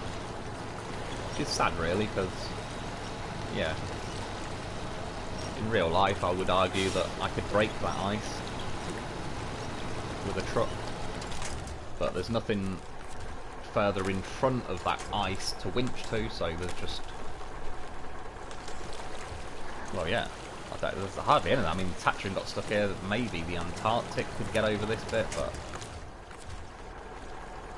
mean, I can do a winch from the back to that, but it's more pulling me sideways than forward, so it's not really helping.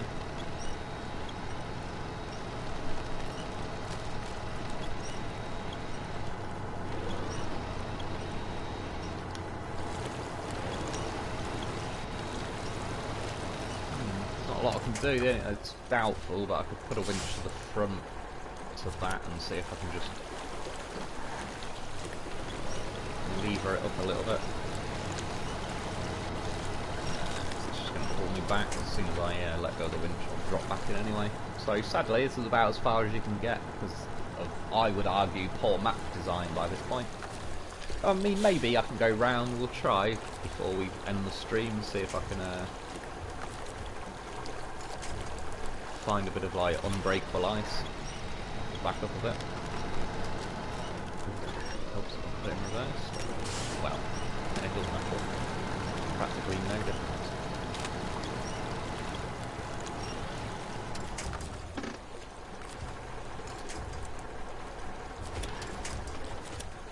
Did you not just winch that tree? That's a breakable tree.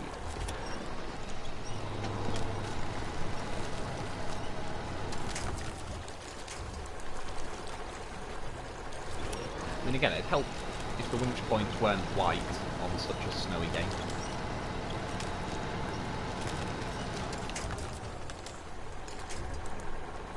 I mean, come on, that winch is touching that tree over there.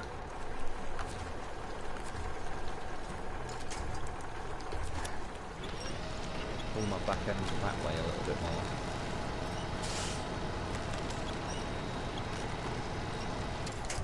I mean, not that they'd ever add it in this game, because it'd make it a bit easy, but it'd be cool if you could get a land anchor, which is basically like, well, yeah, an anchor you wedge into the terrain and then attach your winch to, and it will pull you.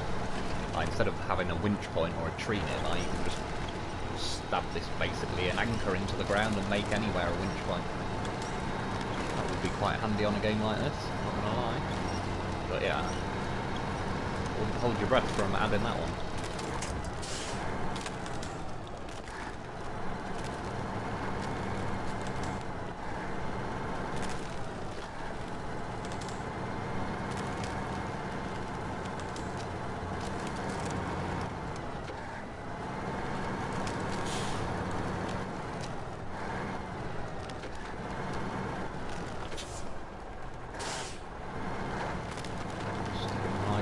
Go for it.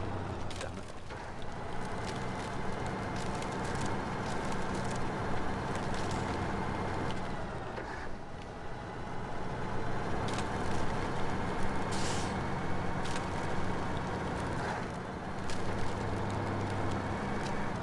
Come on.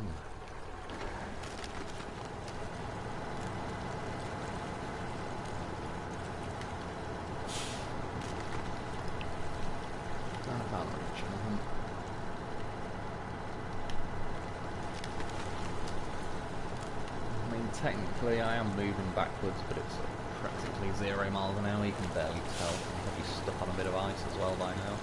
Yeah, it's a shame with this little section, to be honest, because it kind of, without change, you can't go up there, and just because of bad map design in this little area, it's a pain in the ass to try and go down there.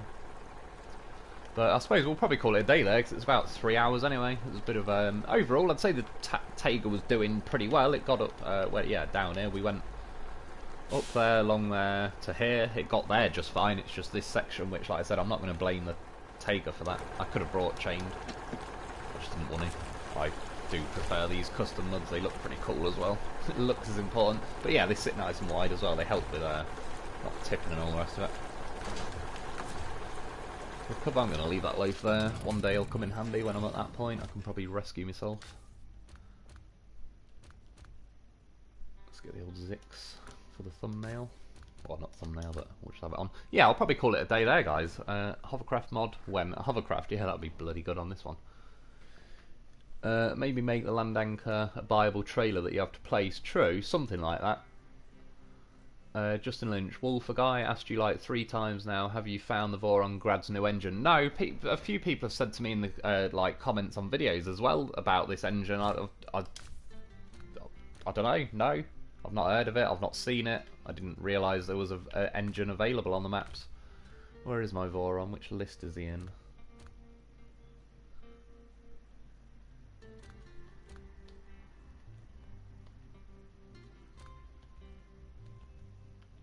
Jesus Christ, the world's slowest fucking scrolling menu. Oh, and then it jumps ahead on... I didn't scroll that last one. That was just like delayed, backed up scrolling.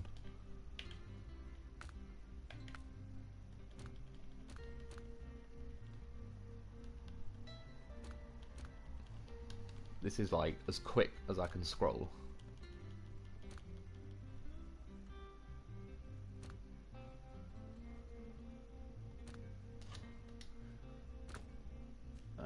Customize engine. So I assume it's that one. Explore Russia. Yeah, I don't know. I'll have to look into that. I've not heard about it or anything like that. So, well, again, a few people have mentioned it recently, but unless that engine is on Chernokamensk or whatever the bloody hell it's called, then I don't think... I've not found it anyway on any of the other 3 maps. It doesn't really look like it makes a lot of difference anyway, to be honest. Slightly better on the fuel consumption, but it doesn't really bother me, to be honest. IMZ8. I'm sure we've already got them engines on something. And yeah, this thing's always been pretty decent on power anyway.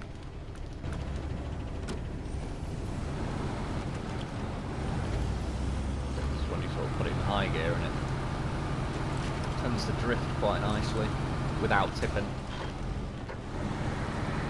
So I don't know if that new engine is going to be... I don't know. Again, it might be a little down on fuel, but I'll just take a loaf with me. It's on your current map. What, on this map?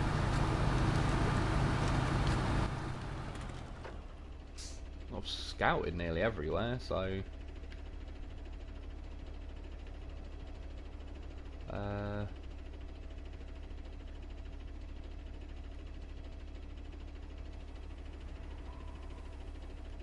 always get lost on which direction I've got the map rotated. Right, there's my garage. I don't know. Well, yeah. Again, I'll get to looking at that at some point. I don't know where it is at the minute, and to be honest, just looking from the stats, it makes no power difference or anything. It just knocked 1 notch off the fuel consumption, so I don't know. I'm not too bothered. I mean, if I find it, I'll test it out, but it doesn't look like it's going to make it a new truck or anything like that. It's already a very solid truck. This is, out of the 3 Vorons, this is my favourite one that grabbed. The Voron AE is very good. I just don't like the slow steering on it, and it's got very shallow steering. It doesn't have far on the lock to lock. Yeah, like I say though, we'll call it a day there. I'll just cover this. Put on every crane. It shows that the new engine is slightly better. Oh, does it? Is it once you add the extra weight to it? Yeah, eventually I'll find it at some point, and I'll go around with a prototype trailer and go scanning around then and see if I can find it. Wayne Brown, see you next time, Mr. Wayne. We'll take it easy. I appreciate it, dude. Put on the heavy crane, then look at the engines. I'll do that quickly before I go.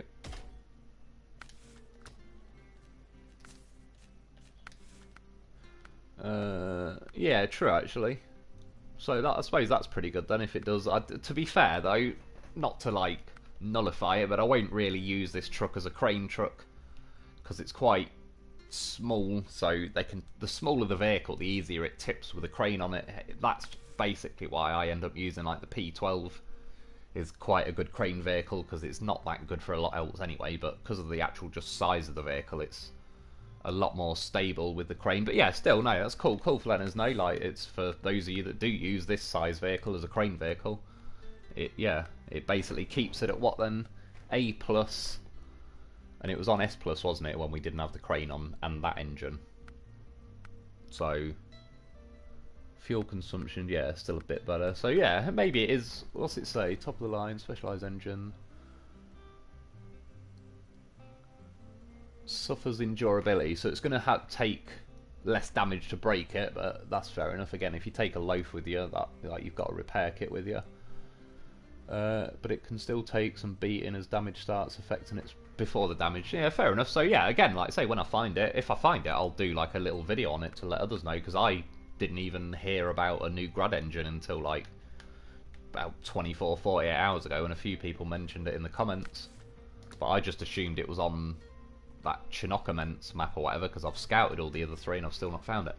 Have you adjusted your steering wheel? Yeah, I've got mine set to steering wheel, not controller. If you're on steering wheel, when you let go of the steering, it just returns the wheels to the centre pretty quickly.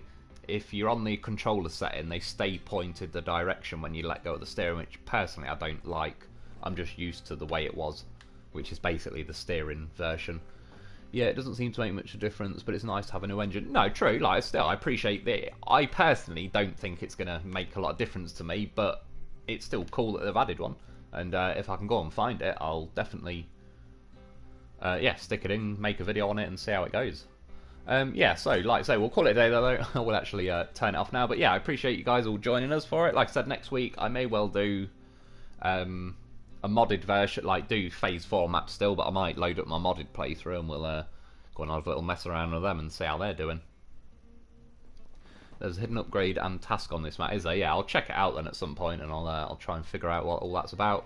Spite, have a good night and morning. Yeah, I appreciate everyone joining us. Enjoy the rest of your night or your morning, whichever time zone you're in. And yeah, thanks, and I'll be back soon.